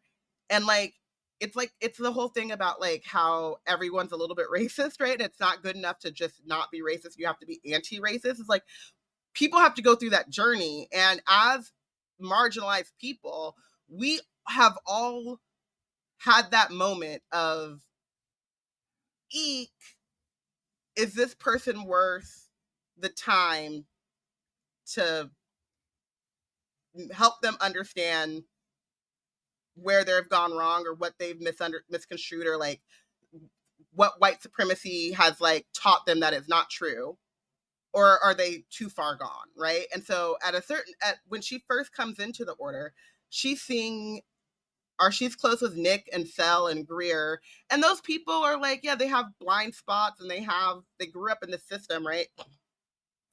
But she's doing the calculation that they're like mostly redeemable, but they are also in community with someone like Tor. And so she's kind of balancing all that out. But her, at this moment, is when she's like, oh, no. Nick and Greer and William, they're the exceptions. Tor is the rule. I'm not going to, you know what I mean? I'm not going to like be able to like subtly shift or like change minds through like change hearts and minds, because they don't want to change, and the vast majority of them are very, very bought in to this. And that's when you like, but like to pretend that people of like all people of color, but Black people, Black Americans specifically, are not doing that math all the time is ridiculous. Like I said, like where I grew up, I would have been alone. Like I would have been just me following around my older brother, like, please hang out with me. You know what I mean? If I wasn't able to be like, hey, don't say that. Hey, no, we don't do that. Ooh, you sound real dumb. Like, you know what I mean? Like, that's just the reality of our society and our world. So to finish this very long chapter, It's like we're over halfway. We gonna have to. Yeah, we have to. So Tacitus catches her little, like, her anger in that moment, and then threatens her and says that if this Mesmer did not take, and if she escapes, he will hunt her down to the ends of the earth and rip her power from its source. And she responds, why would I escape? I've chosen to be here. Because Tacitus is like, fuck the line as law, fuck the spell of eternity. If Tacitus is diabolical, child. I'm like, all of them are bad for different reasons, but like, bro. He said, I'll burn this whole thing down. And it's like, calm down. But also, like, I'm being quiet and staying in my room. Like, you know, like, I don't know. But also, like, the thing about her being noticed in that moment, and like him not trying to do a second Mesmer, I think is like him realizing that he's probably mesmered her the most and recent, like, you know, the most consecutive times. And so he's not sure that trying to do another Mesmer on her would work. Like, he's not sure how far she's built up a resistance, or possibly has built up resistance to his thing, and he doesn't want to try and find out that it's like worse than he thinks it is. So he's like, I will just make sure that I levy this with a threat, that I, like, it's a promise, like, I will do it. But like, he can't expense trying to explain, work around, like, telling other people, hey, I need to get another moment alone with Bree. Why? You know, because he can't have that power questioned. So I think it's really interesting in this moment that he doesn't like decide, oh, I got to go do a second round on her. He's like, no, I'll just threaten her. Like, there's a very calculated decision that he makes there.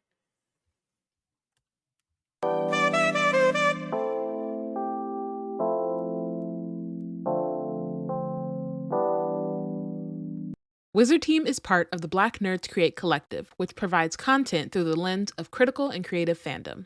In B&C's Discord, you can not only find a channel dedicated to all things Wizard Team, but spaces to connect with other fellow nerds about stories across media, genre, and more. Join a group read.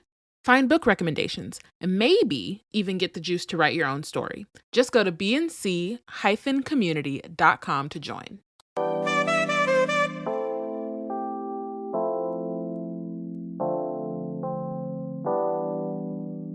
Chapter 17. So Arab.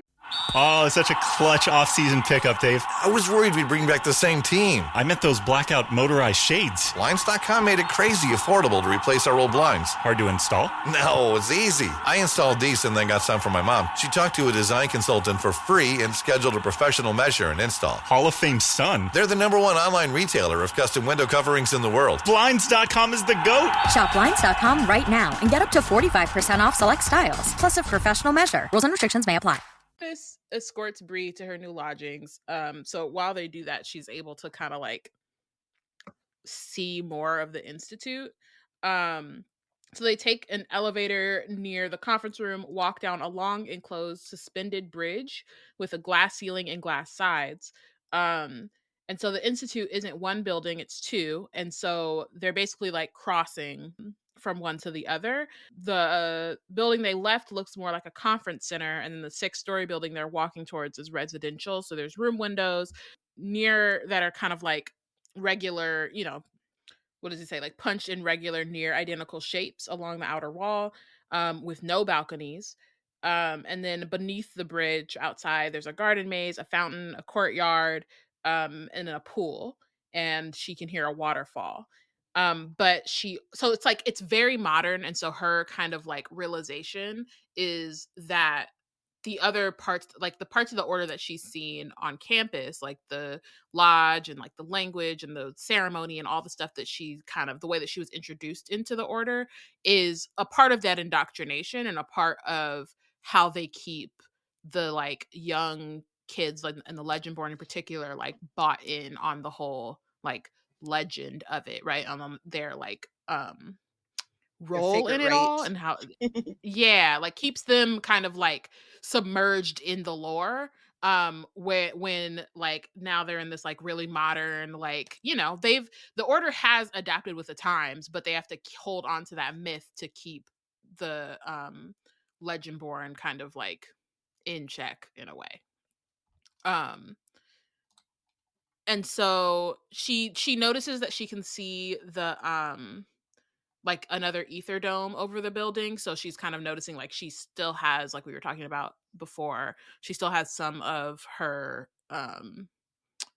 like some of Vera's power in her. Like she can't call on Root, but she can still like sense ether and see it and all that. So we get into the residential area. It kind of looks like a hotel. Her room is on the top floor. And it's the only room up there. She's got the penthouse suite. She's like, but then it's not like they get in there and it's like a studio apartment, but it's literally like there's no doors on either side of this hallway. It's just one door. It's like a kitchenette, because God forbid she MacGyver her way out. Right. Literally. So there's the door has 2 locks. There's the key card like that opens the door, and then there's like an ether ward kind of on it. So Erebus has to tap the key card and then also press his hand to the door to like break the ward. So so they get into the studio apartment. Erebus is like, I think you'll enjoy your stay here.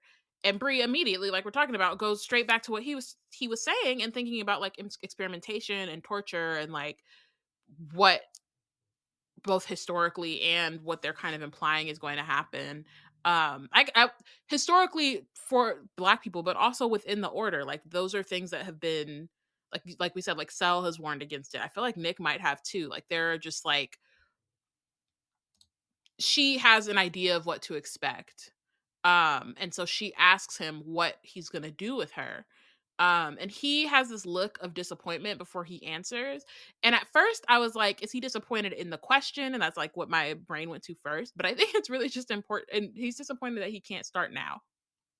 Because he immediately is like, he'll return. He has to return in a few days. And then he says, once the others are gone, so that you and I may begin our work together, uninterrupted by unscientific minds. So he's tired of these people, first of all. and he wishes that they could get started right away. But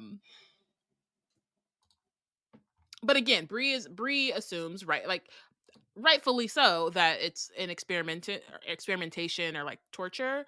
But knowing we know who he is, he's trying to, or is planning to kind of like further develop her powers and kind of, yeah, prep her for that. I was gonna say, because he says like he'll be back in a few days, so it's like they're still very much up to something else, right? Because it's like, oh, we have dinner reservations, but then like, why are you gonna be gone a few days? It's like, well, now they have to go on the propaganda tour part of Right. Divide and Distract, and like put all those pieces in motion. And so it's just very interesting. And that he also technically like reports to Sestra, so like, you know, there's other what's the word? considerations, Other duties priorities to uphold, and other like, yeah. right. And but what I'm saying is like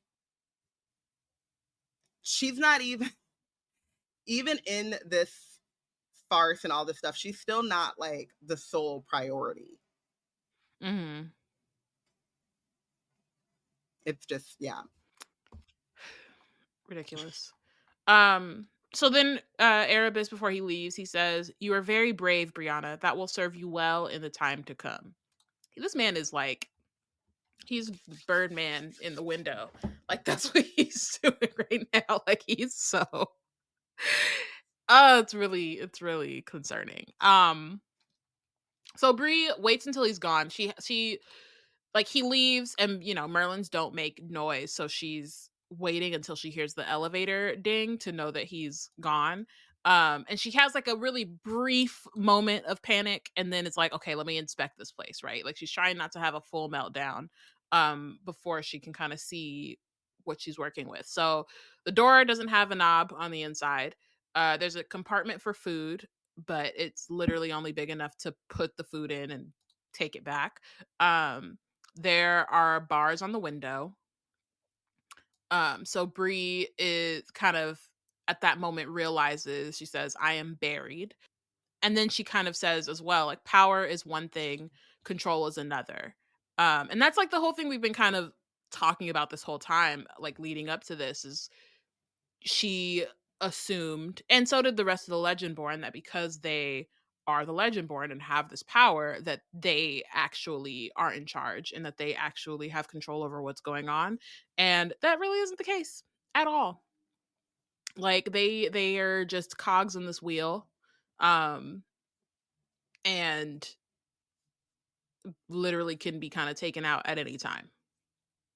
It's also really funny because we started like last chapter with Sestra being like, I'm tired of the farce and the ritual and all this stuff, just to realize that whole conversation with Bree was, again, farce and ritual to like set this story up, because there's no lock on the, like, there's no knob on the inside. Like, it seems to me that while she was being mesmered and interrogated, they were getting this room ready to hold her, and making the changes needed. Unless this was always like, I read a lot of werewolf books. There's usually like a safe room in like an alpha's house, which is like basically a gilded cage. It's a silver cage that they then like make a room around for when like the wolves are out of control and stuff like that.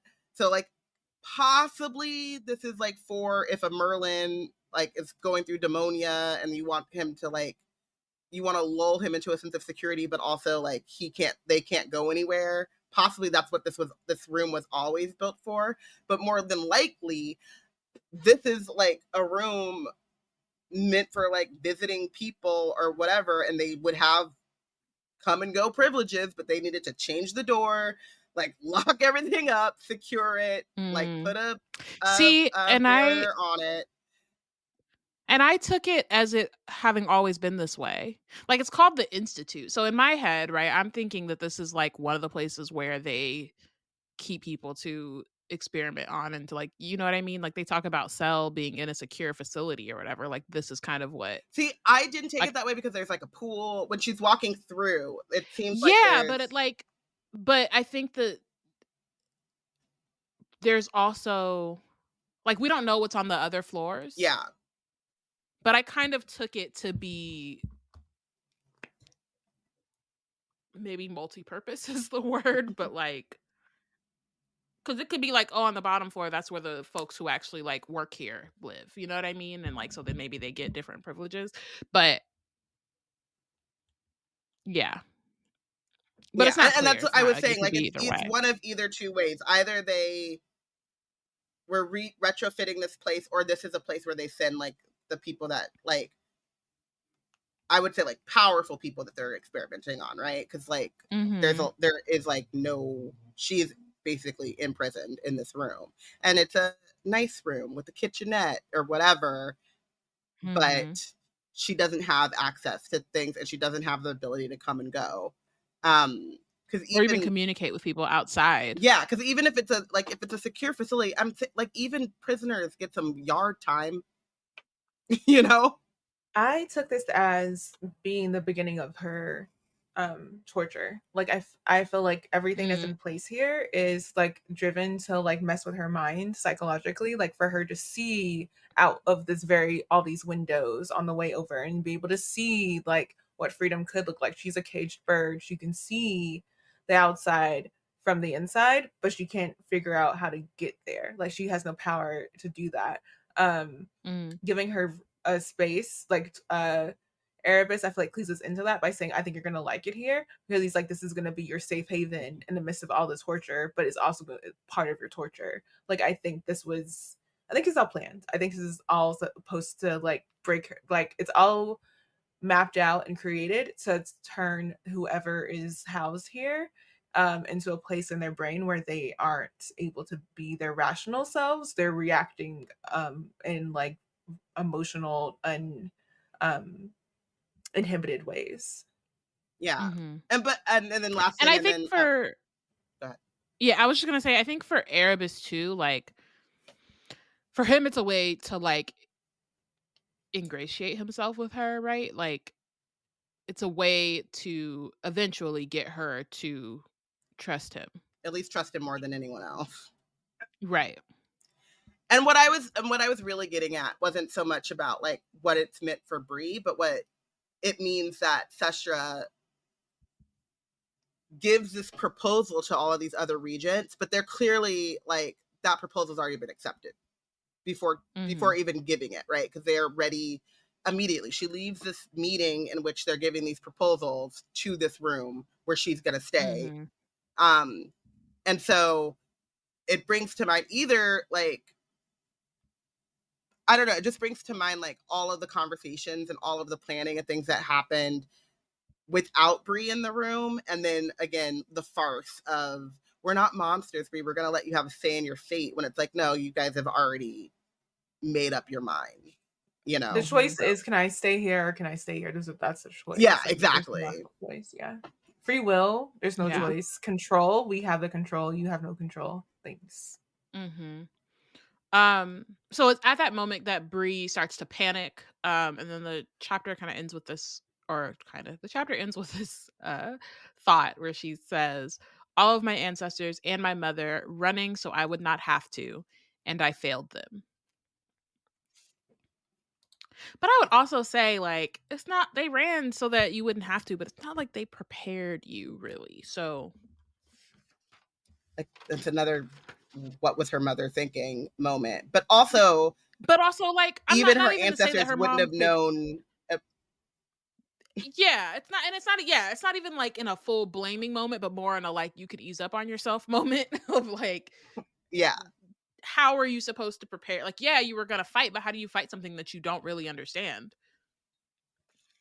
And there's no way they'd have any way of preparing unless they had someone who infiltrated and was able to tell them like what the consequences of being caught were, like all the way. Like, okay, if you get caught, this is plan A, this is plan B, this is, you know what I mean? Like they wouldn't have been able to have any of those plans unless they had someone infiltrate, because that's how the order works.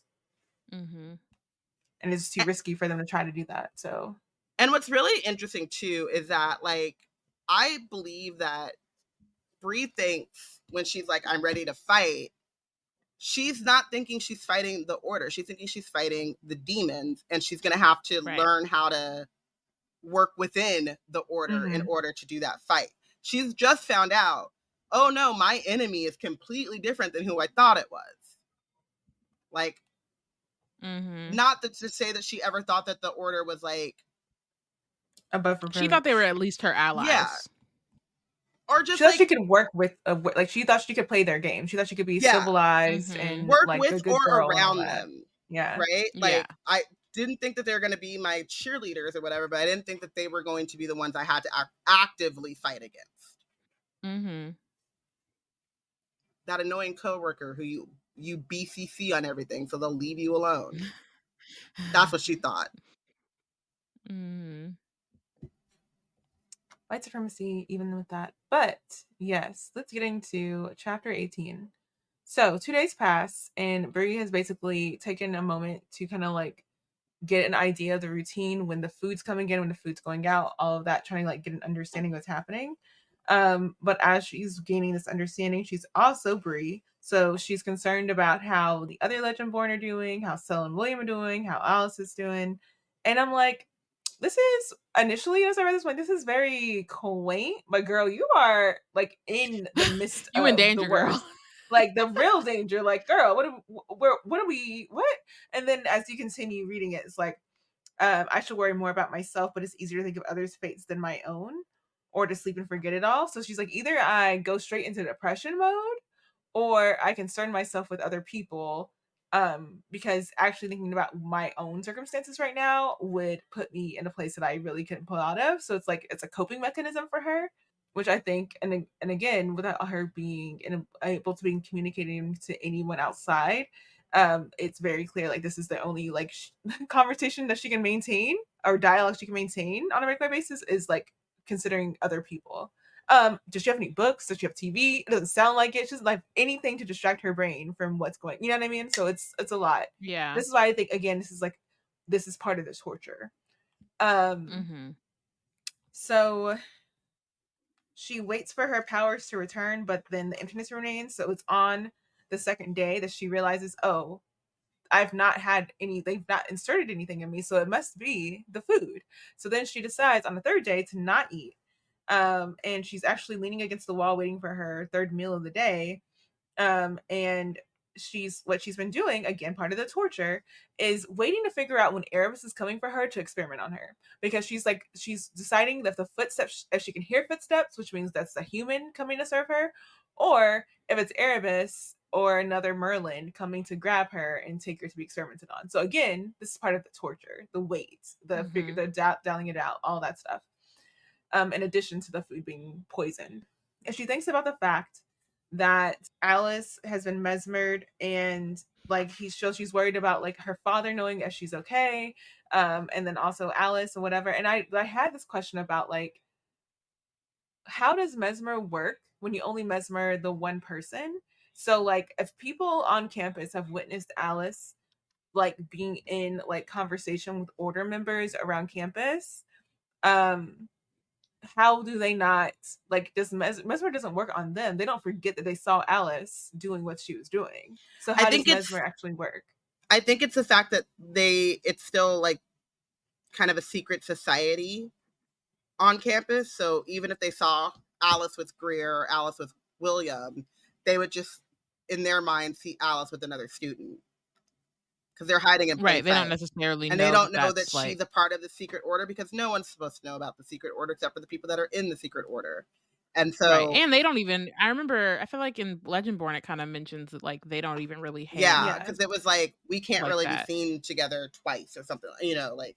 Or I kind of want it to be like someone from Amari, that one person who's at that bodega or like the convenience store and was like the watching truther? out for like, I needed for there to be a truther on campus. He's been like monitoring the order, like the lodge, and it's like, I know who goes to the lodge, and things like pop out like, hey, I've seen you at the lodge lately, what are you doing? She's like, what? Yeah, Because I mean, for me, like the closest thing to that would be like Charlotte being like, my boyfriend died. No one's talking about it. How? Does she even know he's dead? What? Does she even know he's dead? My boyfriend ghosted me. And then I haven't seen him on campus. Or she was mesmered to forget he existed. That's also possible. Jesus Christ. Because that is totally possible. But yeah, then it would be like someone like Charlotte, who I guess they would also know and mesmer her because of Evan, but would know, like, I also know that Alice and Bree are very close, and I haven't seen those two around together or apart, and then start asking questions. So I think it's like the way that the order is set up to hide makes it easier to just mesmer one person, because the other people would not be putting those connections together unless they're trying to look for those connections. So our only hope, really, this sounds crazy, is somebody like Bree. Not even somebody like Bree. I'm thinking someone like Patricia or Mariah. Right. But they know enough to not try to tap into the order. Right. Like, to not make it known. So like how long would it take for them to be like, okay, now we're sound the alarm. Enough. Yeah, exactly. And by that point, they might have waited too late because they are conditioned to hide. Yeah.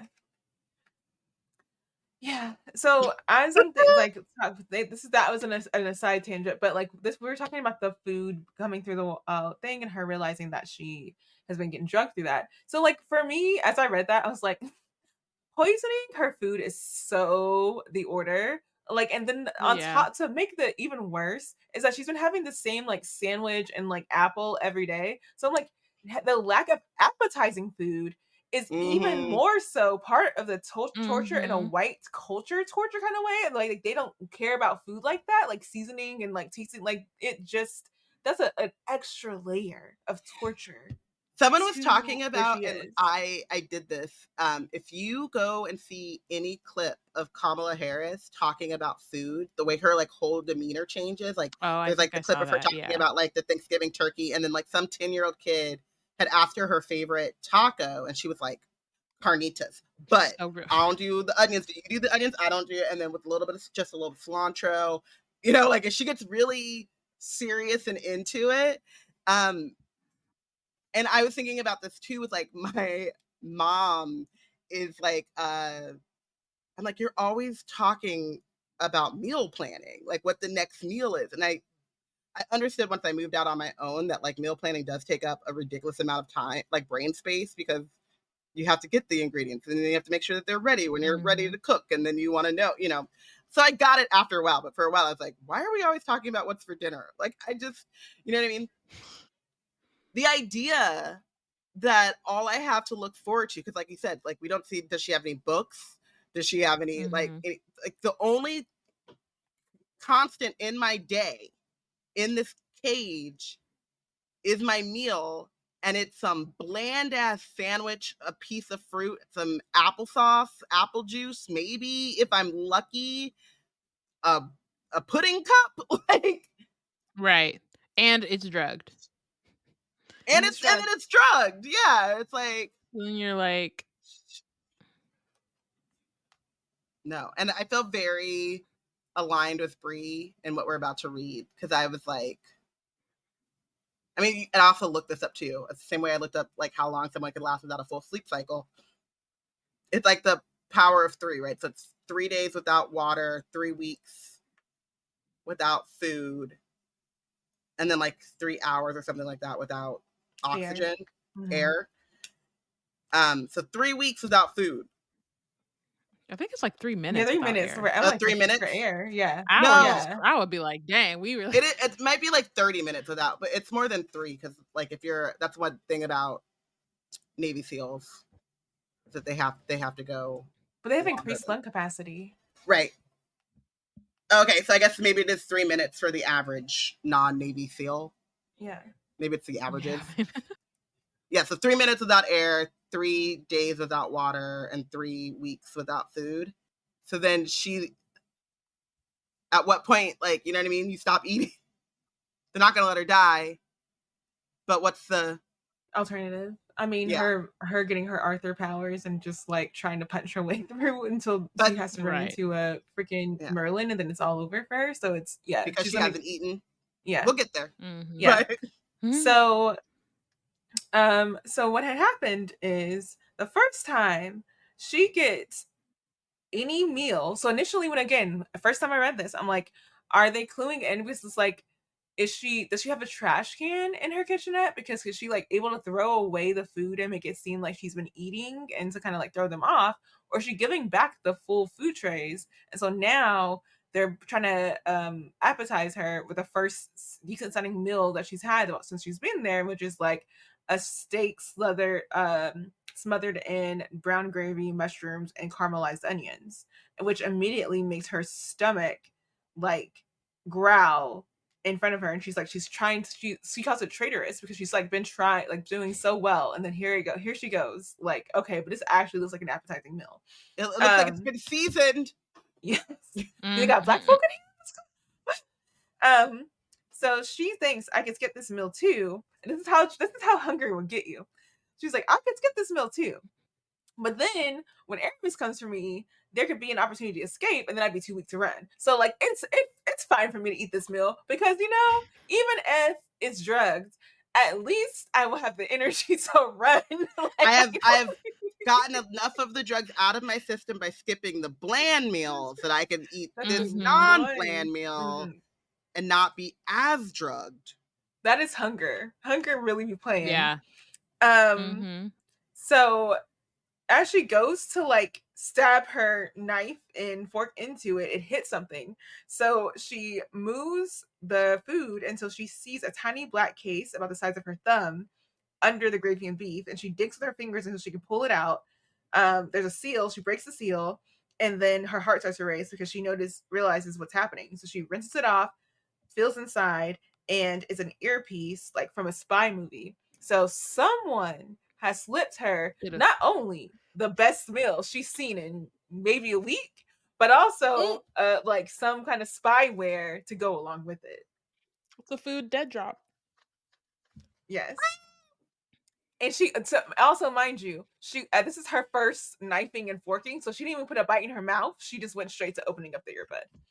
So she slips it into her ear, and then she presses the button on the side. Initially, there's silence, but then it goes live, and then she can hear someone listening in. So she whispers, "Hello." And then there's a release of breath in the earpiece, and someone says Crown Cyan Matthews in a voice that she does not recognize. So this someone is unknown to her. She doesn't know who it is. She does not recognize their voice. She said, Bree keeps asking them, "Who are you?" And they're like someone you can trust. And she's like, "I don't trust anyone right now." Which the other person says, "Fair. Listen, timing is everything. I can give you about 3 minutes to decide if you're going to stay there for months, if not years of your life, or if you're ready to run." And that's Here's real. my thing. In those 3 minutes, though, she should have been scarfing down that steak. I mean, but it's drugged. But it's drugged. No, And it's if you're about to not. run, She doesn't if know. you're about to run, that's a She good does way to not get know. a cramp. That's Yeah, a good way to get a it cramp. really guess. is. Well, not the steak, then the potatoes. Either way, you eat anything right It's before food you're in about her to belly. be active. You're about to. Yeah. It's not gonna work. She gonna throw up. So, Bree, again, who is not starved, but hungered, is trying to keep up because her brain's not calculating with the calculations because she's still hungry. And now the person's like, now that's 2 minutes and 50 seconds to decide, 45. So Bree's heart starts slamming even harder, and she asks, like, "What can I do?" And they direct her towards a key card under the tray for her to get, and she fumbles with it. So again, she's not coordinated right now. Like her energy's up, her adrenaline's pumping up, but she has no energy to keep her steady. So she's kind of like falling apart a little bit. She needs They ask her carbs. they ask her, "Are your shoes on?" She says yes, and then they say, "Stand by the door until you hear the signal." And she stammers, I don't have my powers. They drugged me with some suppressant. I can't do anything." And then whenever they tell her you can follow instructions, Bree immediately is galled, pissed off, annoyed, because this is like the audacity. all this time has gone by, where people have just been telling her this, the regents, all of them have been mesmerizing the crap out of her, telling her what she is and is not going to do. And here comes someone who's supposed to be helping her, and they have the gall to tell her what she's going to do too. They involve her in their plan. She's just told to follow the freaking orders and blindly trust, and to trust. As she just someone's said, voice she does not recognize. I don't trust nobody. She doesn't recognize, and again, to their credit, they do say fair, but like she don't got time to decide right now. Like, do you want to stay there for an undetermined time, or do you actually want to come out? Pick your poison. So she kind of like has to choke it down, but at the same time she's trying to choke it down. They can like, it's like they can read her mind. She says, because they say to her, "No time for a temper tantrum." I was like, get out of my face. Thank you for helping me, but when I see you, I'm smacking you. I'm about to pop you in the mouth. Use the F out of you. Come on. And they keep, so now again, they keep keeping the pressure up by telling her the time. So they say 1 minute. And so 1 minute, are you in or out? And she says 1 minute until what? What am I looking for? And they say 1 minute until the real clock starts. And you're not looking, you're listening. Stand back from the door. And she says, stand back? What are you gonna do? Blow it open? And they say, not quite. 40 seconds. Again, the time is making her adrenaline go even worse. It's such a good, like, this scene, like, the tension building is like so good, because you're just like, and again, it's so cinematic. Like you can like, I can like hear the drums in the background as like the score, you know what I mean? Like where they're just like heart counting down. Like, you can feel it. Yeah. Like you can feel that as you're reading it. It's also one of those like really funny things too, where when I'm reading it, right, you have the adrenaline of like the time going down and ticking down, but then you also have the adrenaline and the unknowing of what she's running towards. You know what she's running away from, but what is she running towards? You know what I mean? And this time when I was reading it, it was really funny because I've read it, so I knew that Erebus was the Demon King, right? Right. But then I'm like, is Erebus setting this up? I'm like, girl, you've read this. You know actually what's going on. But in the moment, because it's so good and like all like encompassing, I was charged like, up, yeah. I was like, oh, she's running into some more demons. Right. So it could be anything. It could be anything. So they're telling her to step back from the door. She grips the key card in her hand, not sure what she's should be listening for.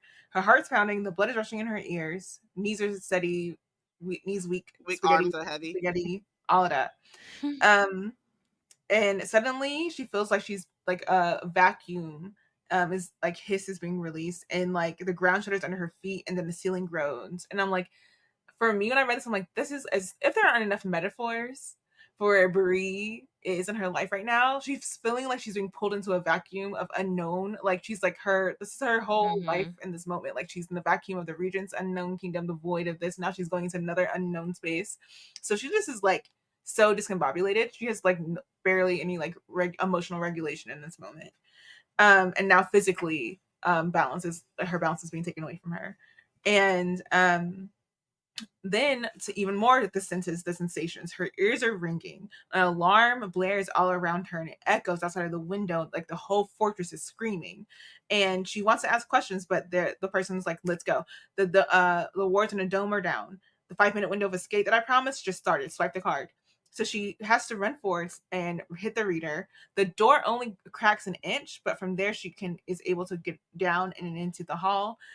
This is what caught me, because anytime I'm watching in a scare scene, elevator is not where you really typically want to go, because they control the elevator. Like you're trying to if you're trying to get there out as quickly as possible, you're trying to like get on a stairwell easily, right? Right. But no, they tell her to take the elevator. And so I think that has to do with, one, they can control the elevator to an extent, and two, the Merlins are fast, so you don't really want to you might want to choose machinery over When it gets other humans, you could probably do a stairwell. With you're not going to outrun a Merlin. No. And it's also like, she doesn't know this, but like they've hampered the Merlins. Yeah. So it's easy, like she can take the elevator too, even if they did control it, because the Merlins are right now in this moment trying to get their own wits back together. So so she spends the elevator. It'll take 5 minutes, which is why she gotta go. Yeah. But she So don't know that because we don't have time to explain. we have no question. Like, no Which, time for questions. They So didn't. They gave her 8 minutes. they didn't. No, I mean they gave her. I'm but- saying they gave her 8 minutes from when she opened the thing. They gave her 3 minutes to decide, and then 5 minutes to make it happen. And so. none of that time was there an explanation time available No. for her to have. Like, no. Let's No. go. They were like, you in or out? All right. That's the only thing you have. So she goes to the door and she's like, "What's now?" And they tell her to hit B2. Takes her to the sub basement parking garage. She's on the 6th floor. She's concerned. She's like the threat that Tacticus gave her, she's taking that to heart. Like, she's like, they are like, I know they're gonna come find me. They're gonna get me. Because she has 7 floors down to go in an elevator.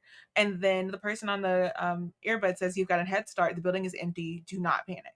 And she responds, "A head start against Merlins? Are you kidding me?" And she's thinking about how they could be scaling the walls, how they could be tearing away the bars on her room windows, and how Tacticus himself could be on the lobby floor waiting for her, just like he said. So she really is like, they really did, like I said, the torture of it all has already begun on her before she even fully is being like experimented on. There's another ding and the elevator starts to slow. She's on her almost to the lobby, and then she says they called the elevator. So then the person on the earbud says, "Time to adapt," and then she responds, "What?" And immediately they yell, "Lay flat on the floor." She drops, and then there's a boom, explosions, the elevator shakes, then something heavy snaps, and then the elevator drops into a free fall. Bro. Absolutely not. Bro. And that is, again, why people typically take stairs in escape plans. And I enjoy that this is by plan, that the helper has like this backup plan, but it's a very scary backup plan. And the girl is already like living in the fear of like the Merlins catching up with her. Like the fear is almost like getting her stuck. Like, it's almost like freezing her up because how scared she is. And that's also like a component of like why it's not great to not inform people before you spring a plan, because you have this issue. So her body lifts a sliver off of the ground as the elevator's in its free fall. And then she slams back down. She's screaming as a deep air-splitting whine from somewhere else screams with her. The floor jerks, decelerates, another jerk, then stillness. And then they say, "Okay, get out of there." Like, please. Like, seriously? And so she don't got time. She jumps to her feet. She mashes the door open button, and she notices that the door does not even open any further than the width of her fist. So then yes. So then she has to pull the doors apart enough for her to like kind of wiggle her way out. And she doesn't have Arthur's strength. Nope. And so she's out, and then she moves through the brightly lit garage, and they tell her to run into a far corner. There's a door, and then she's concerned about the mage guard, and they say, "Don't worry about it. They're distracted. Use the key card again when you get to that door." So she gets to the door. It unclicks. She cracks it open, and she notices smells of like earthiness, dust, and metal. She glimpses a dark hallway, but when she opens the door fully, she sees one of the lights come on. So basically, it is a motion sensor tunnel, basically. But the lights will only come on whenever she gets closer to the motion sensor lights, and they need her to run as fast as possible. So half of these lights won't even turn on, because if she's moving quickly enough, she will not. She'll just running in the dark. And so this is like a full-on test of her faith. She does not know who she's running towards. She knows who she's running from. She's scared to death of who she's running from. She does not know what she can do if this escape route is actually going to work for her, if they're going to be, because she knows how fast the mage guard are and how quickly they can catch up with her. She does not know if she has what it takes to get through here. And as she's running through the dark, they're telling her, okay, they're coming around the building. Make the adrenaline worse. They're coming around the building, but they don't know which basement level you're on, but they can find out quick. So, because they'll have the ward back up in 90 seconds, you have to get on the other side before they do, or you'll be trapped. Run. As she didn't already know. So she's sprinting. And already within her 4 strides of sprinting, she's like, her lungs are burning because the girl is weak. She has not eaten. Her body, her strength for her powers have not regenerated. She's not in a good place. She's in the darkness and she cannot, and it's like freaking her out. And they say, the ward's coming up, go faster. And they say, you can go faster. You're running into pitch black. You can't see. So your brain is fighting you. Fight back. It's a straight line. I promise you won't hit a wall. Run faster. Trust me. Who are you? But also they know enough about psychology of your body to know that like why your brain is resisting running in the dark. So it's like I kind of can trust someone who can tell me that like why I'm having resistance towards running in the dark. Like, you know, physically what's happening to me, but at the same time, like, bro, like you're not the one running right now. Leave me. Like I need a moment. So Bree has no other choice but to grit her teeth and trust. Her legs pump faster, her arms swing for momentum, and she's just thinking about the way that the Merlins who are behind her can see in the dark, so don't even have the same hangups as she has because they can just see on the way through there. And if they enter the tunnel before she even gets out of it, they'll be on her in seconds. So the thing that like actually gives her last leg up and push out of there is the thought of actually hitting the brick wall of what the ward dome back in a place will do to her. So she it's almost so quick she's tripping and she's panting to the person on the earbud, the wards, and they say go, and they keep like kind of like pepping her up, like almost keep it going, every step matters.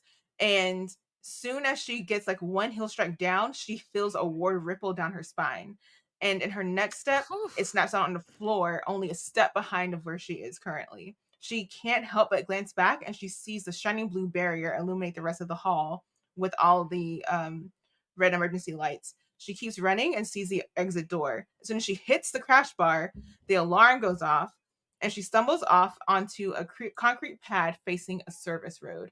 It's all dark. She can kind of see someone in a dark-haired figure hanging halfway out of a black Jeep that's idling onto her right. But it's a face that she never started to see, and she would never want to see here. That face and the voice that tells her to come on is Alice. The Calvary. When you're reading it, I was thinking about Mission Impossible, like, you know, like, but I was like, I can hear the music and I'm dun dun dun dun dun, and I'm like, Bree is. Whenever I think about this book, whenever we get to like passages like this, and my adrenaline calms down a little bit, the first thing my brain goes, it's only been 3 months. She's been through so much shit. Yeah. Since book 1. In these 3 chapters, your girl has been through emotional torture, psychological torture, physical torture, like deprivation, sleep deprivation, food, Magical deprivation. like magic, strength, friends. She's in solitary confinement. Like, that fucks with you.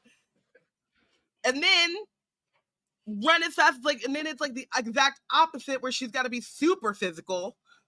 And like all of this stuff is happening, and this is in like the day and a half, 2 days since, I think it said 3 days since like she left the Regents and was been in that apartment, and then 3 days before that she was being drugged and mesmered every day. Like, the easiest time that she's had is that month in between pulling Excalibur out of its stone, only to find out that they've been surveilling her and her daddy and her best friend the whole time. I'm tired. I ain't done shit but read it. Yeah. So MVP. I MVP'd Alice. I wanted to do Alice and Bree for all of the things that Bree's endured in this, but I think like I ended up semi-MVPing Alice a lot for what happens next, which I'm not sure if that's but all we do know at the end of this chapter, or what we do know at the end of the chapter, is that Alice has been mesmered to forget. She remembers her best friend, she remembers Bree, but she's forgotten everything about the Order and Bree's connection to it, and still has not seen Bree for a couple of days, and is like, no, I gotta go find my girl.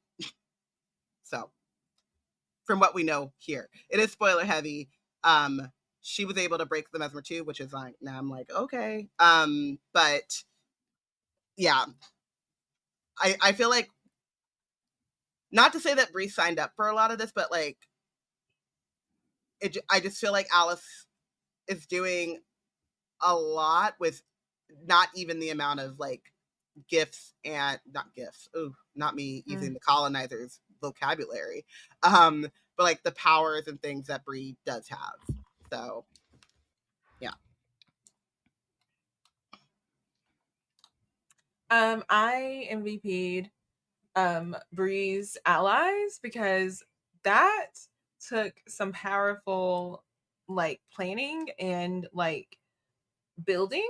We'll get more insight into who they actually are later, but for what we have now, I'm just like, you were able to break Bree out of the most secure facility that like the Order could ever present, in a way that allowed Bree to still have her sanity before she like left. Like, is she like fully together? No, but like waiting any longer, she was only there for like 6 days. yeah, but waiting any longer would have been even more disastrous for her, because we have no idea like what kind of like mental space she would have been in, how prepared physically she would have been able to like pull together. So like it was like you are able to come up with a plan and execute it to like 5-minute perfection, like within 6 days, within 5 days, because this is day 6. So like I really just like, I'm like, that is skill, that is talent, and that's exactly what Bree needs, is allies who are looking out for her when she can't look out for herself. I MVP Bree. I think just with like, even with everything that she's dealing with, I think that one of the ways she just like stands up to and calls out the Regents, even though like obviously it didn't change anything because of their still hold that power, but the fact that she's able to see them clearly and lets them know that, I think was really powerful. I think that like even with all of this, like her spirit is not broken. You know what I mean? Like she's still trying to figure out ways to fight, even in the moments where she's feeling like a failure, when she's panicking, when she's not really sure what is coming next. So that also, it made me laugh when she got mad at them for telling her what to do, when like, it's like, girl, this is your escape. We don't have time. Just fall in line, lock in. You can get mad She afterwards. was like, excuse me, but I laughed because I was like, literally, I'd be the same way. Like my natural inclination, like, don't talk to me like that. I don't like being told what to do. Now I don't want to escape. Right. How about that? Like, I don't like being told what to do. Like, especially like directly. Don't tell me like you need to do this. I need to do what? I need to sit here and be black is what I need to do. Like I get it. Especially when you've been like she's not had any power, agency, or decision making, and for what she knows, 6 days. Yeah. But also looking back, she's like, the moment I decided that she was gonna pull Nick into it again. Yeah. The moment I knocked on the door of the lodge. Ooh, Lord. And said, what's up? I'm here to see Nick. Ooh. Who is bench? It looks like we're unanimous on this one. The Regents gotta go. Yeah. And when I added Regents and Seneschals, because I think we all kind of put them all together. I put them all together. I think we all do too, but I also just wanted to, in case someone else was listening, like everyone that was around that rectangular table can stay there sitting down and miss their reservation. Though, do you have one in particular who like stood out to you this time? Ooh. I have 2. I say for me, it's Tacitus, just because like he a little too like I just need him to like relax. He's a little too excited about his job. He's a little too, He was getting on my nerves. You don't like his eagerness. Just too threatening too. I'm just like, y'all already got this in the bag. Like, relax. Since you said Tacitus, I'll go with the other person because he was in my top 2. Sestra, because she is complicit in every single thing, and also like kind of spearheading a lot of the trauma that they're enacting on Bree, and then turns around and has the audacity to feel like aggrieved in some way about how men like abuse their power. She is sitting here abusing the power she has over this child, literally, and then trying to like she can't abuse power in quite the way that men can. So white men can. So she has envy for that. Yeah, and at least in these 3 chapters, that particular moment, I was like, girl, you got some fucking nerve. Mine are like, yes to both of yours, but I also have a tie between like Gabriel and Al, right? Like both of them can go. I like that, like, because Gabriel's the one who's like, well, we don't know if like right. playing with me. Oh my gosh, I swear. And then Aldridge was like, oh, we're not monsters. We're not monsters. Like, get out. And he's the lead. And what I appreciated for Bree was that she was like, someday, somewhere, and I'm like, yes, make him shiver in his timbers. I can't wait. That's what he needs to be told. Yes. I think part of my thought, like, too, is that like, like whenever Bree was talking about how she's a failure, I'm like, they're denying you your birthright for like what you have as Excalibur. When she talks about how like whenever King Arthur appeared in her during the ceremony and he beckoned for the rest of the Scions to bend the knee to him, she resisted it. But then she's thought about like how he might have had a point. And then like, exactly, like when Arthur arose in her, like, as far as like, it is icky to make people like bow down to you, but like there is ceremony behind that, and making them freaking like having made them go through with the oath would put her in a quite different place right now than where she is currently. But I understand her resistance to it, and I understand how she's like, I appreciate that she's able to calculate that at this moment. But I also I think it's like a projection of their failures onto her, that they weren't able to monitor the Davis line the way that they thought they were able to, and the way that they can't even like compensate for like in their minds like how they weren't able to do that because they didn't depend on racism to be on a point. They thought they were above racism for whatever reason, and I still at this moment think they're still above racism, and so they're just like failing on so many points because they think they're better than, and I say they, it's like the Order, the Regents, it's like all of them. And they should know better. They're grown adults and they should know better. And she's coming away feeling like a failure to her ancestors when truly the real failures are the Regents. Like, that's who really messed all this up. Whew. A word. And that's why they gotta go. Can I have an honorary MVP to the Olympics? Because who would have known I would care so much about rugby and handball and slalom? You saying the power of unity through sports. I'm all in. Fuck Australian swimmers. I don't know why. We don't like them. Let's, Robyn, wrap it up. We're 2.5 hours into this, and you talk about the Olympics.